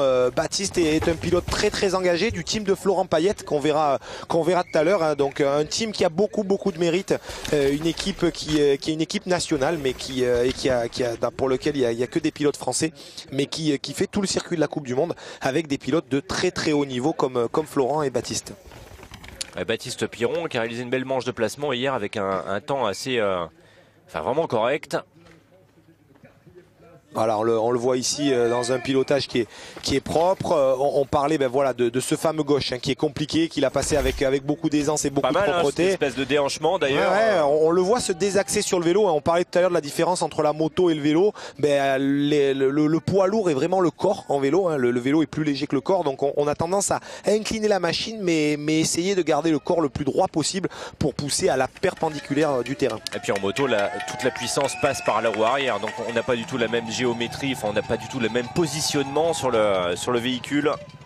Ouais, même si aujourd'hui avec la gravité, on retrouve un centre de gravité qui est de plus en plus similaire, puisque à l'inverse de la moto qui roule souvent sur des terrains plus ou moins plats, nous on reste dans la pente, ce qui permet d'amener beaucoup les masses sur l'avant. On voit les pilotes, les coudes écartés, les épaules en avant. Tiens, on voit Baptiste qui nous sort un pied pour essayer de vraiment garder la vitesse dans la partie rapide. Il essaye de lâcher les watts. Et comme on l'a dit, il faut savoir gérer cette partie haute, arriver dans cette partie rapide en gardant un peu d'énergie. Et puis par contre, voilà, la partie basse, il faut aller chercher le petit centième, la petite seconde qui va faire la différence. Et trouver les bons dosages au niveau des freins aussi à la fin de ces parties rapides pour bien se positionner. Une grosse relance de la part de Baptiste, sauter pas trop loin, pas trop haut, bien placé. On essaye de rester efficace à la fois dans les appuis que dans les sauts. Là il est vraiment pas mal, il avait 83 centièmes de retard au temps intermédiaire et là il est en train de dérouler sur la fin et d'attaquer pour la première place. Baptiste Piron. Magnifique, superbe run de Baptiste, vraiment propre, bien géré, pilotage bien engagé et surtout, comme on le disait, une belle gestion de course.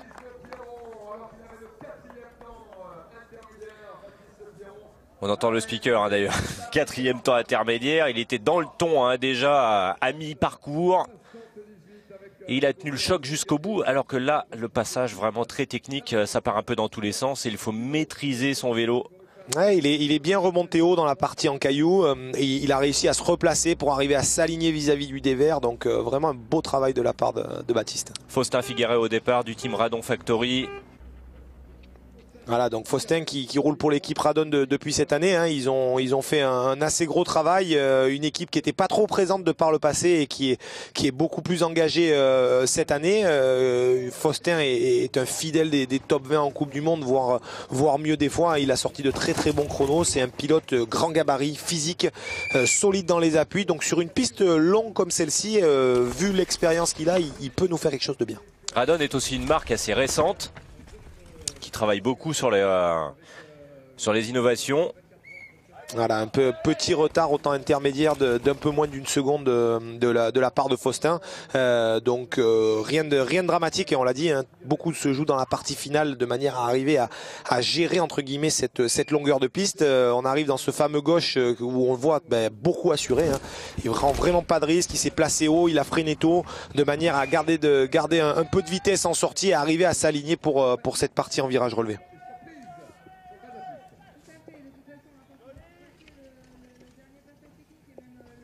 Allez, on voit le positionnement ici, c'est plutôt pas mal. Avec ce gros plan réalisé par Lionel Wetzer et toute son équipe, que l'on salue au passage.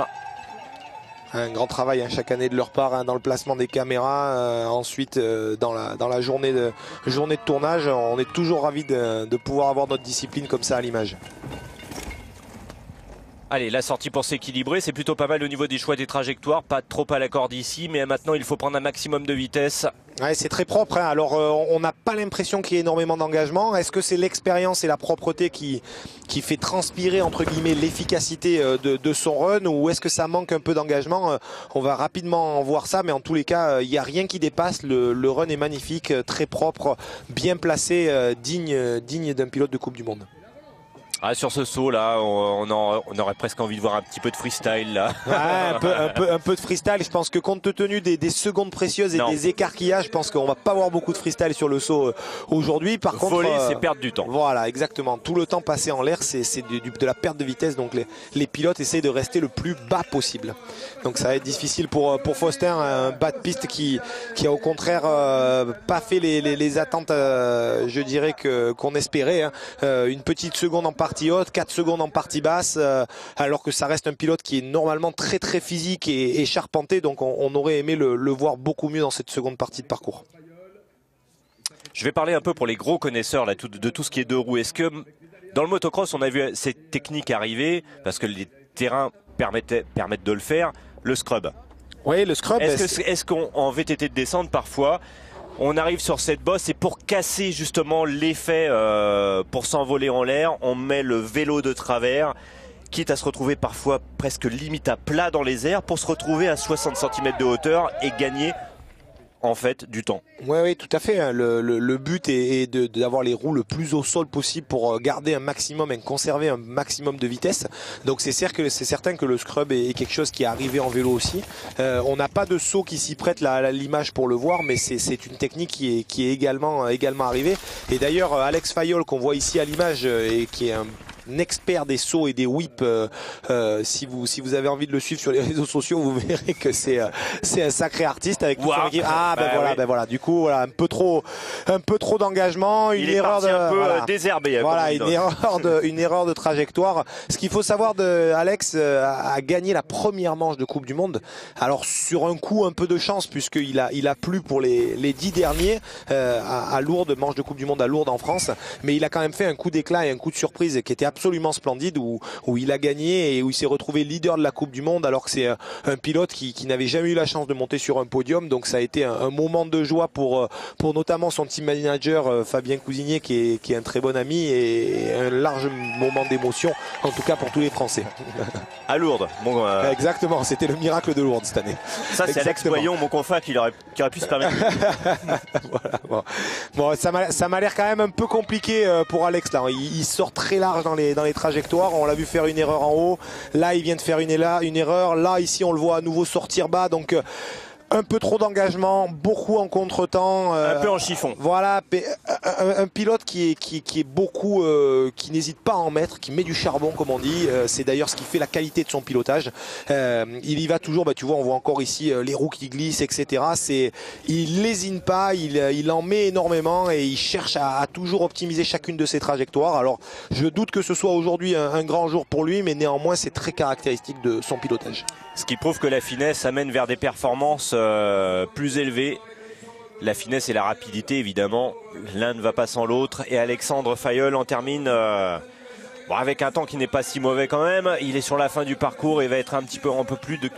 même pas, 4 minutes 18 centièmes, soit le 4e temps provisoire. Ouais, il y a un petit 4 secondes en trop ou 5 secondes en trop pour lui dans le run idéal. Alors comme on le disait, c'est 1 seconde à la minute. Quand on ramène à la minute, ça fait une petite seconde à la minute. Ça fait vraiment pas grand chose, mais voilà, on le voit ici. Ouais. Rentrer dans cette zone de cailloux avec un peu trop d'engagement. On parlait de la terre meuble qui se mettait sur les cailloux, donc perte d'adhérence quand le vélo décolle du sol et forcément, ça reste très difficile de garder la trajectoire. Ceci dit, je l'admire parce que j'en connais plus d'un dans cette même situation.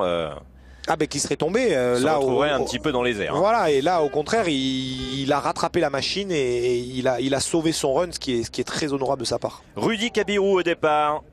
Alors Rudy qui nous a fait un beau top 10 en Coupe du Monde récemment, qui est un pilote qui commence à être vraiment expérimenté, hein. Il était très très bon en junior, il fait sa transition de manière progressive en élite, un pilote qui est solide, qui est engagé mais qui reste malgré tout prudent dans son approche de la compétition et donc sur une piste longue comme ça, comme on le disait, c'est vraiment quelque chose qui peut payer. Et il roule sur Trek, une marque mythique, pardon.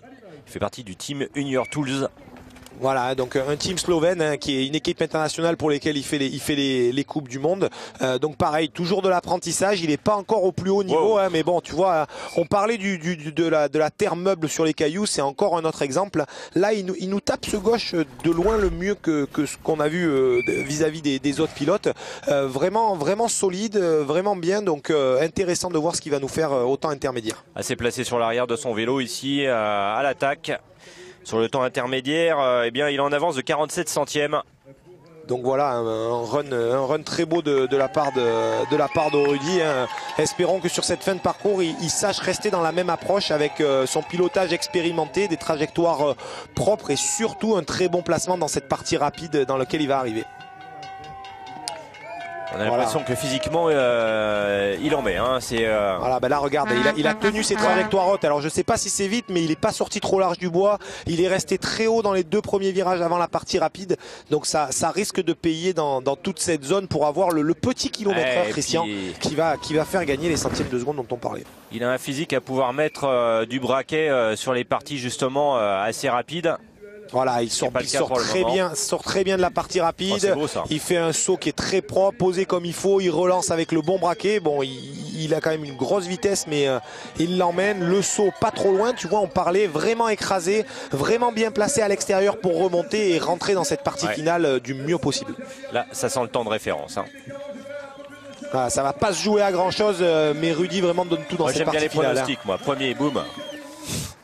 Et voilà, donc une superbe run de la part de Rudy. Vraiment propre, magnifique, de l'expérience, de la gestion, de la trajectoire, vraiment un très bon travail. Très bon travail. Et je vérifie mon petit gonflage à l'arrivée pour voir si j'ai pas une petite crevaison lente. Voilà, bon ben je pense que la partie rapide en fait doit vraiment frapper en partie basse et ça doit être difficile de savoir si vraiment la pression est bien restée dans les pneus. Et puis ben voilà, la crainte de la crevaison en sport mécanique est toujours présente, Christian. Tiens, pour ceux qui aiment ça, on gonfle à combien là sur une piste comme ça? Bah, sur une piste comme celle-ci, ça dépend vraiment de la largeur de roue et du ballon de pneus qu'on a. Mais on va aller gonfler entre 1,7 kg, 1,8 kg à l'avant. Et puis 2 kg à l'arrière. Voilà, superbe. Vraiment très content pour Rudy, bon personnage et quelqu'un de très gentil. Et d'ailleurs, en parlant de quelqu'un de très gentil, Romain Paulan ici, un pilote semi-privé qui a arrêté entre guillemets les entraînements et la compétition à plein temps pour se consacrer à ses activités professionnelles et qui malgré tout envoie du charbon, Christian. Bah c'est bien, il est bien resté dans le tempo et il vit passionnément le VTT de descente. Voilà, un pilote en pédale plate. Hein. Alors malheureusement, on voit beaucoup de terre sur ses genoux, sur son épaule gauche. Alors ça c'est drôle là, quand même. Hein. Il y a beaucoup de pilotes en pédale plate, alors qu'en BMX, tout le monde a passé à l'autre. Oui, mais si tu veux, il y a quand même un travail au niveau des appuis qui est vraiment différent, si tu veux, qui reste encore intéressant en VTT. Mais comme je te le disais, si tu regardes les genouillères et l'épaule gauche de Romain, il a dû faire une mauvaise chute et je pense qu'on devrait avoir un temps intermédiaire qui est pas super. Bien vu, 16 secondes 14 centièmes, une grosse expérience en matière de chute. Voilà, exactement, c'est bien le cas et c'est bien malheureux, comme je te disais, Romain qui est un pilote d'une gentillesse à tomber par terre, à toujours partager, qui adore faire rêver les uns et les autres et dans son pilotage et puis bon bah une chute malheureuse pour lui aujourd'hui, mais le connaissant, c'est pas pour ça qu'il aura pas le sourire à l'arrivée. Je rigole là sur tes chutes, il reste pas beaucoup de pilotes à passer. La force d'un pilote aussi, c'est la force mentale. Oui, on a été une preuve concrète à un certain moment. Ouais, je pense que j'ai toujours dit dans notre discipline, comme dans tout, comme dans le sport, comme dans la vie, hein, le véritable échec, c'est pas de tomber, c'est de ne pas être capable de se relever. Et dans ce cas-là, ben voilà, Romain s'est relevé, il a repris son vélo, il est reparti et ça fait partie du jeu, ça fait partie du sport et je suis sûr qu'il en a bien conscience. Ça sort un petit peu large, ouais. Oui, mais je pense que Romain sait très bien que son run est terminé et que il a relâché la pression. Il va chercher la ligne d'arrivée par honneur et par correction pour le sport, mais il sait très bien que le chrono ne sera pas là. Je pensais juste aux téléspectateurs, enfin aux spectateurs, pas aux téléspectateurs, aux spectateurs qui étaient justement en sortie de trajectoire là. Ouais. Je me mettrais ailleurs, je sais pas pourquoi. Ouais, ben c'est vrai que malheureusement des fois le public a une certaine tendance à se mettre dans les extérieurs de virage. Maintenant on peut voir que la fédération fait un très bon travail au niveau de la sécurité, puisqu'il y a ce qu'on appelle un double taping, c'est-à-dire qu'il y a une sécurité. On vient de voir Romain qui vient de perdre la chaîne malheureusement. Il vient de casser la chaîne à l'atterrissage du saut. Et donc oui, les spectateurs malheureusement ont une tendance à se mettre au mauvais endroit, mais la fédération a fait un beau double taping qui permet de garder une marge de sécurité entre les pilotes à la vitesse où ils roulent et le public. Il roule Santa Cruz. Ouais, vélo Santa Cruz, hein, on verra Loris. Voilà, on verra Loris Vergier tout à l'heure sur ce même vélo.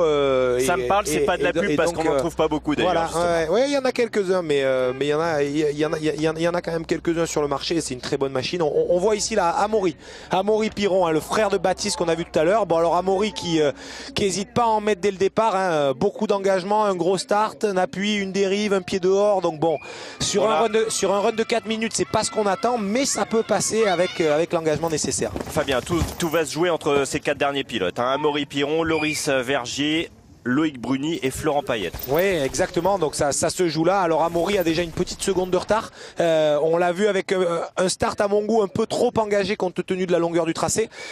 Donc affaire à suivre malgré un superbe engagement. Là, il vient de faire un passage superbe dans le pierrier, droit dans les cailloux, alors que comme on le disait, c'est très très glissant.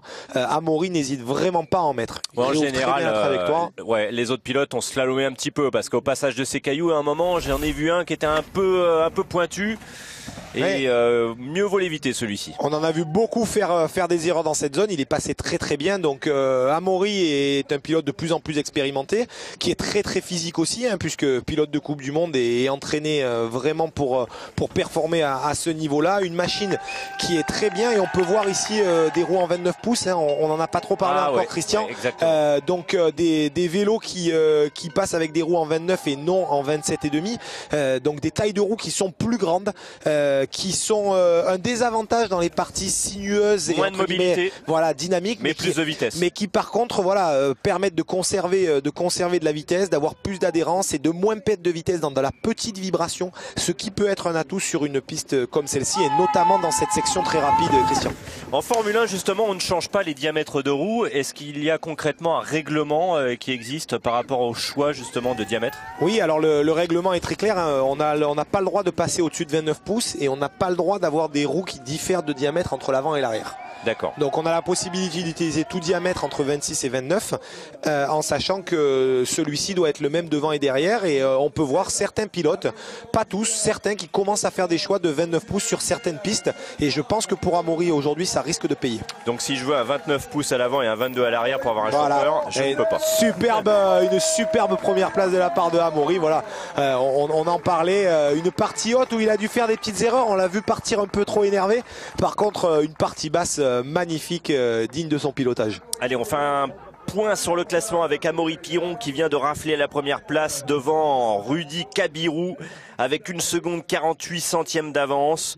1 seconde 90 centièmes d'avance sur Baptiste Piron qui est actuellement 3e au provisoire. Donc et les deux frères place exactement de Thibaut Ruffin.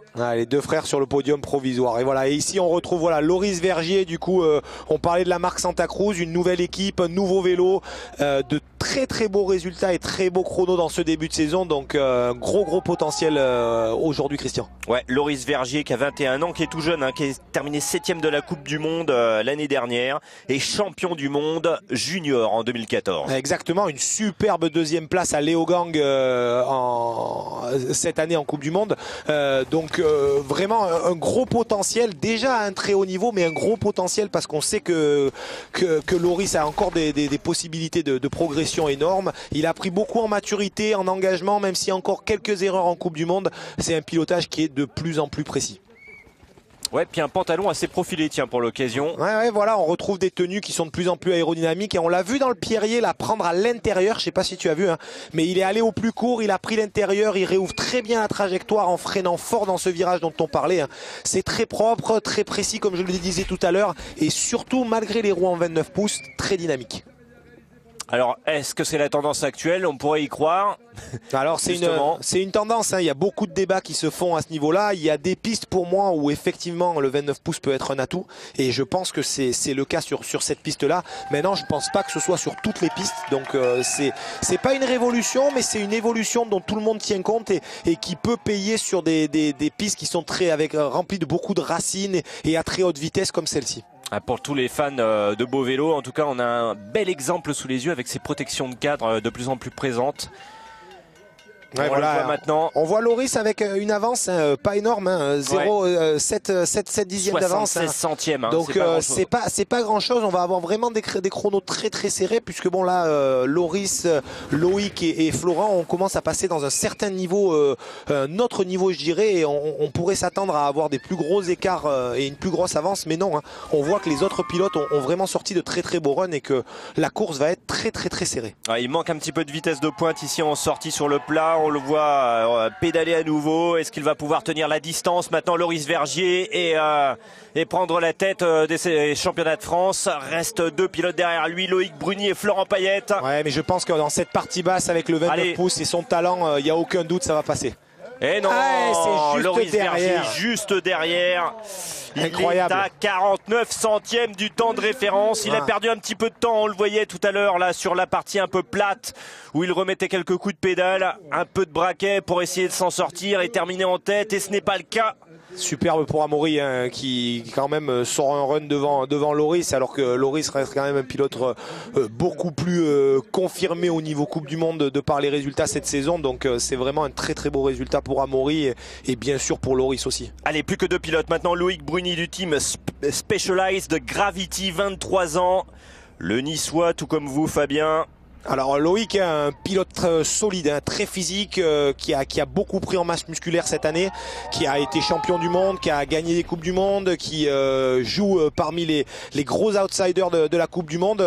On risque de le voir très très bon dans cette piste aujourd'hui. Alors lui est en 27,5, hein, donc pas forcément un gros avantage au niveau des roues si on imagine que c'est meilleur sur ce genre de piste là, mais surtout une grosse expertise, un gros travail avec l'acquisition de données qui est fait et une préparation vraiment de sportif de haut niveau. 3 secondes 31 centièmes d'avance au temps intermédiaire pour Loïc Bruni, le triple champion de France. Voilà, Loïc au sommet de son art, on parlait du côté physique, on le voit vraiment dans les appuis, il garde la vitesse, il est solide sur le vélo, on le voit enchaîner les virages sans trop de temps mort, hein, ce qui est très important hein, parce que la vitesse en virage est importante mais par contre la transition d'un virage à l'autre l'est d'autant plus et on voit vraiment qu'il y a très peu de temps mort pour Loïc et qui a surtout beaucoup de puissance au pilotage sur le vélo. Il fait parler la poudre, lui qui a été deuxième de la Coupe du Monde en 2015, on le voit dans ses petites relances, là toujours au top.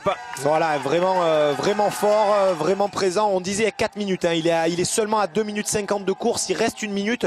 On sait qu'il y a cette partie rapide en partie basse où il va falloir gérer, rester haut dans la trajectoire, ce qu'il fait très bien là, se replacer bien à droite, ce qu'il fait, et puis surtout là, penser à remonter, ce qui fait aussi voilà, avec un superbe transfert et une belle ligne droite qui est derrière. On l'a vu dans les bois, les flashs crépitent, il est en excès de vitesse pour aller chercher ce titre de champion de France. Voilà, Loïc lâche les freins, c'est vraiment un superbe run qu'il est en train de faire ici et s'il le mène jusqu'en bas, ça va être vraiment très difficile d'aller le chercher.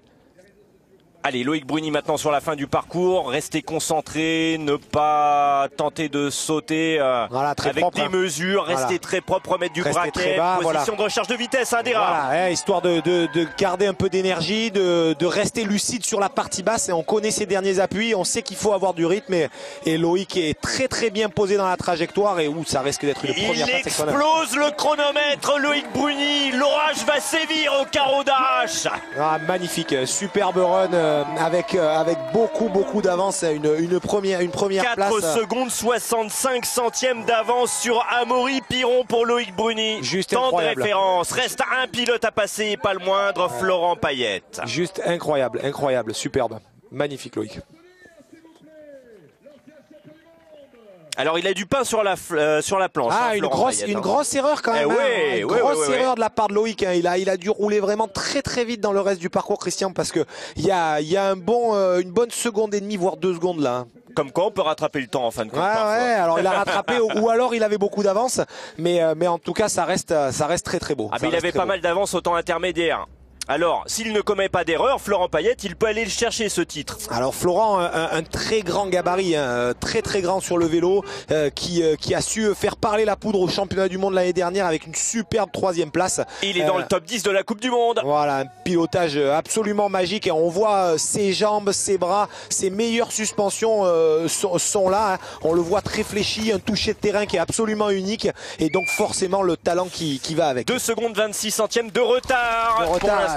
C'est ce qu'on disait, ça va être vraiment difficile d'aller chercher Loïc, mais par contre la 2e place pour Florent pourrait être touchable. On sait que Loïc avait une belle avance et Florent, s'il reste dans le rythme tel qu'il est là aujourd'hui, et ça j'en ai aucun doute. Hop là, une grosse erreur de sa part. Et ben voilà la gamelle. Ah, la mauvaise chute pour Florent. Il a perdu l'avant dans les cailloux humides et malheureusement voilà, c'est course finie, c'est très malheureux. Et le titre de champion de France, à nouveau le 4e. Pour Loïc Bruni devant Amaury Piron et Loris Vergier. On revoit cette chute sûrement ralentie dans quelques instants. Ouais, c'est vraiment malheureux pour Florent, c'est totalement légitime pour Loïc qui fait un superbe run, mais voilà, on le voit rentrer un peu vite, perdre l'avant et dans les souches, hein, comme par hasard. Voilà, et une mauvaise chute pour Florent. Par chance, il n'est pas blessé, il a rien du tout. C'est vrai que c'était un peu une chance incroyable pour Florent de gagner cette année parce que il est un peu à l'apogée de ce qu'il sait faire, il a tout ce qu'il faut au niveau de ses marques et de son équipe qui se passe comme il a envie, donc je pense qu'il avait vraiment le cœur à bien faire et voilà, malheureusement quand on en met un peu trop, ça nous mène à la faute, ça enlève absolument rien à la qualité du pilotage et encore moins à la qualité du pilote. C'est un grand monsieur par la taille et par le cœur et j'ai aucun doute qu'il aura encore de belles courses à venir. Alors, on n'a pas vu trop de chutes sur ces championnats de France, malgré des conditions climatiques. À un moment où on doutait un peu de savoir s'il allait pleuvoir sur cette compétition ou pas. Un petit peu humide au début, on dirait que ça a séché un peu derrière. Ouais, le beau temps est revenu, la température est clémente.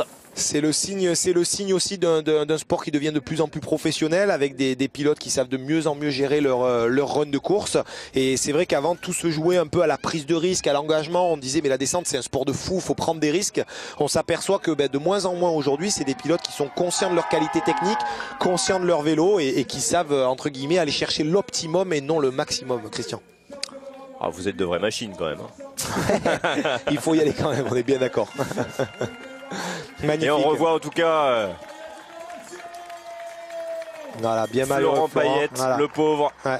Et un superbe titre encore pour Loïc qui continue à conserver son leadership au niveau national. Une superbe 2e place pour Amaury et pour Loris qui fait 3e. Un beau championnat de France, une superbe piste, un grand soutien de la Fédé, bien sûr un accueil magnifique de la part des carreaux.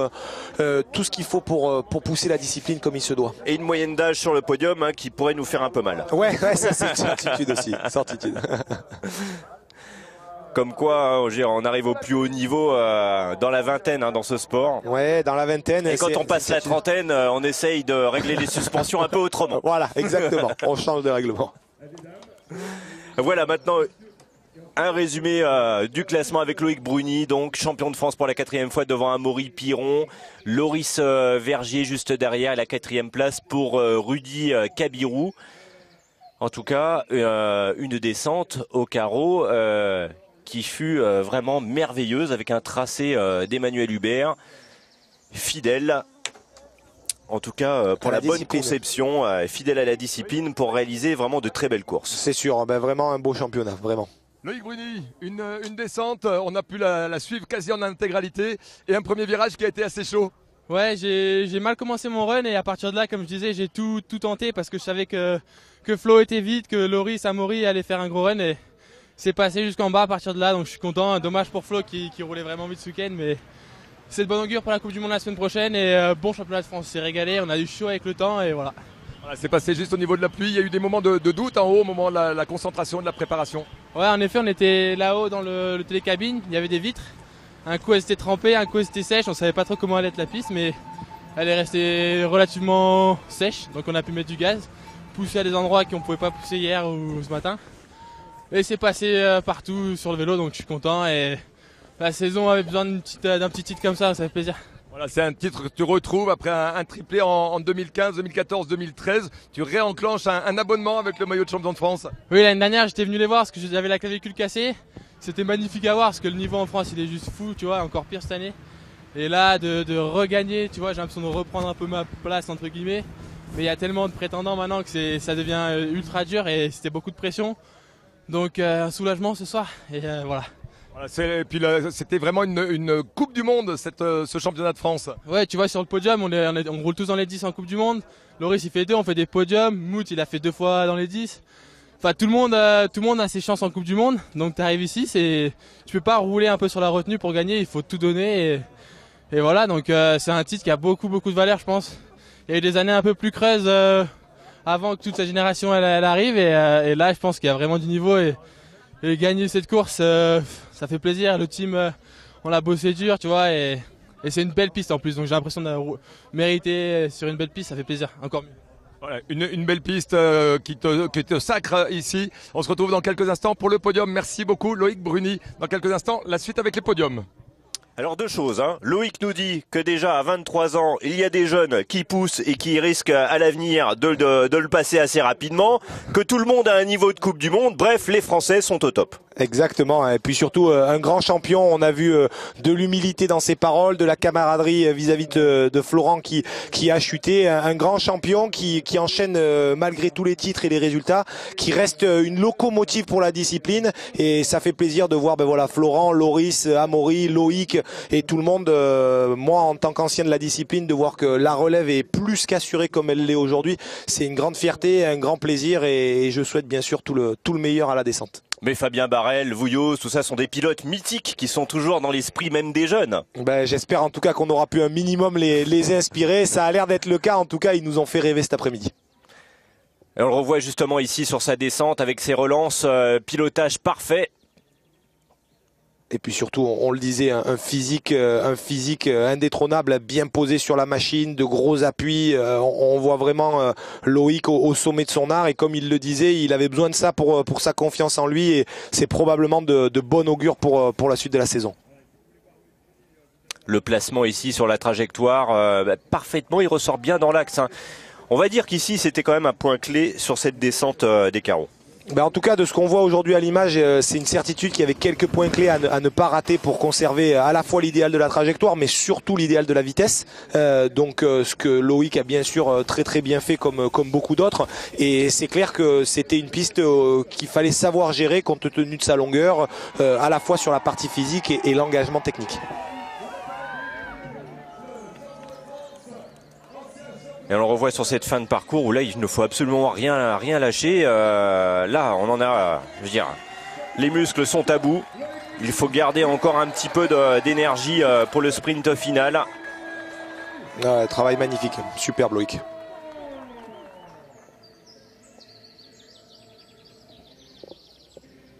Quelques oiseaux, on n'a plus qu'à prendre un petit parapente et aller se faire plaisir pour regarder déjà le podium.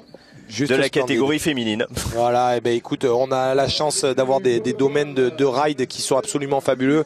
Les Carrozes en fait partie, mais je pense bien sûr aux G qui ont fait énormément de plaisir à tous les gens qui ont pu y participer, que ce soit des stations jusqu'aux organisations, aux fédérations, aux équipes et aux marques. Et c'est vrai que un événement comme celui-là, c'est une grande satisfaction pour tous et c'est un peu l'apogée et la quintessence de notre discipline. Allez, Myriam Nicole, c'était pas facile d'aller la chercher aujourd'hui, hein. 2 victoires en Coupe du Monde cette année, grande favorite, hein. Oui, voilà, Myriam qui assure sa confiance, Loïc qui l'a construit au retour de sa blessure, l'histoire de nos champions et le reste de la Coupe du Monde va nous en donner entre guillemets la suite et on a vraiment hâte de voir ça en tous les cas avec impatience. Elle vient de détenir championne de France, de judo médaillée de bronze.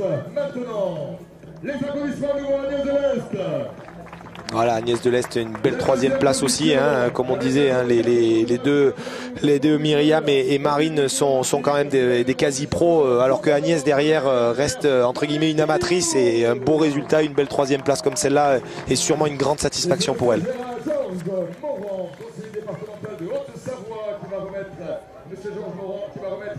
La médaille d'argent à Marine Kabirou, auteur d'un superbe run. Voilà, une superbe 2e place pour Marine, qui, je suis sûr, derrière Myriam, ça reste probablement beaucoup de plaisir pour elle. Elle est dans une phase où elle aussi construit sa carrière, construit son apprentissage de la discipline, et ça progresse tous les ans pour arriver à rouler de plus en plus vite. Et bien sûr Pompon, Myriam, qui nous fait une magnifique 1re place et un 1e titre de champion de France. Bah oui, le 4e. Ouais, splendide, magnifique Myriam. Voilà, un beau maillot bleu, blanc, rouge. Une grande figure de la discipline, hein, qui n'hésite pas à faire pas mal de promotions pour son sport et ses sponsors. Et on a la chance d'avoir beaucoup de très très bons leaders qui sont des communicants, qui parlent de leur sport, qui parlent de leur discipline. Et ben voilà, ça fait partie aussi de la passion que le public et les pratiquants ont pour la descente. Et voilà, sans ces athlètes-là, ça serait quelque chose qui serait pas possible. Donc c'est probablement quelque chose de nécessaire et de très important.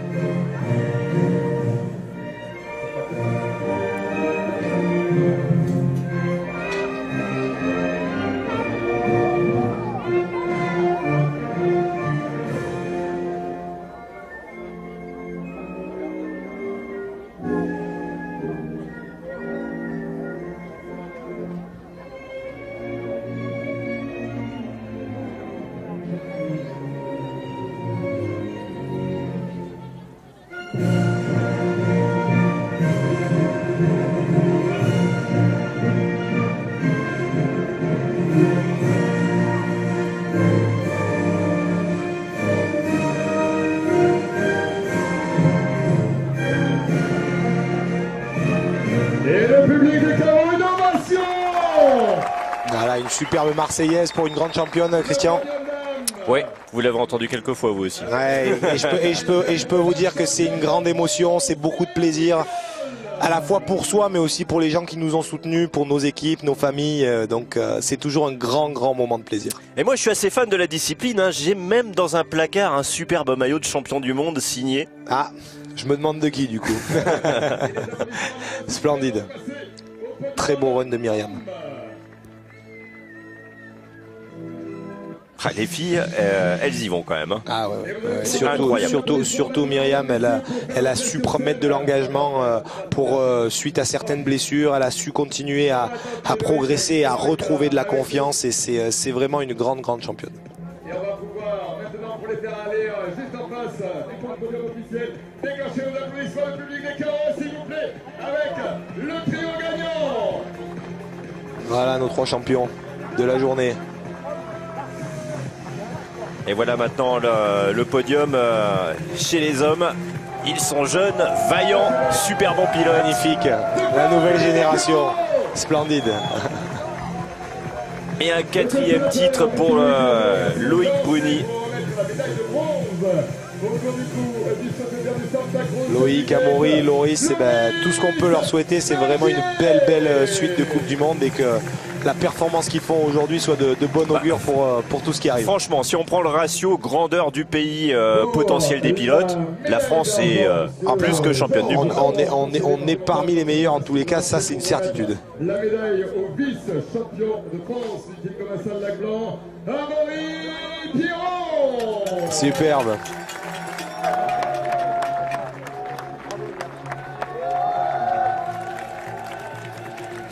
Une belle ambiance, superbe atmosphère là-bas. Une belle place, belle 2e place d'Amaury. Pour le rappel, qui concède quand même 4 secondes 65 centièmes. Hein. Oui. On va pas dire que c'est une valise, mais voilà. c'est déjà un boulevard. Je pense que Loïc s'est à nouveau inscrit dans son rythme et dans le pilotage qu'on attend de lui. Et je pense que pour le reste de la Coupe du Monde, ce résultat devrait vraiment le mettre en confiance. Et en tout cas, je lui souhaite le permettre de remonter dans les avant-postes de la Coupe du Monde auquel il aspire.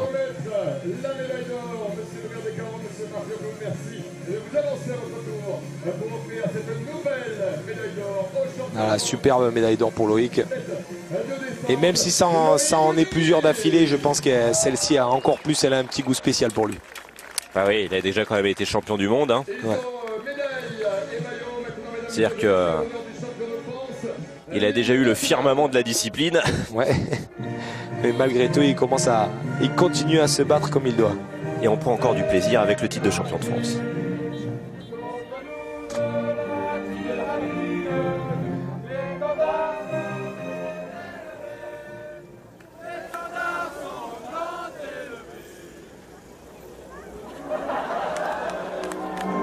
C'est joli. C'est beau de voir chanter des athlètes la Marseillaise. Rien de plus beau.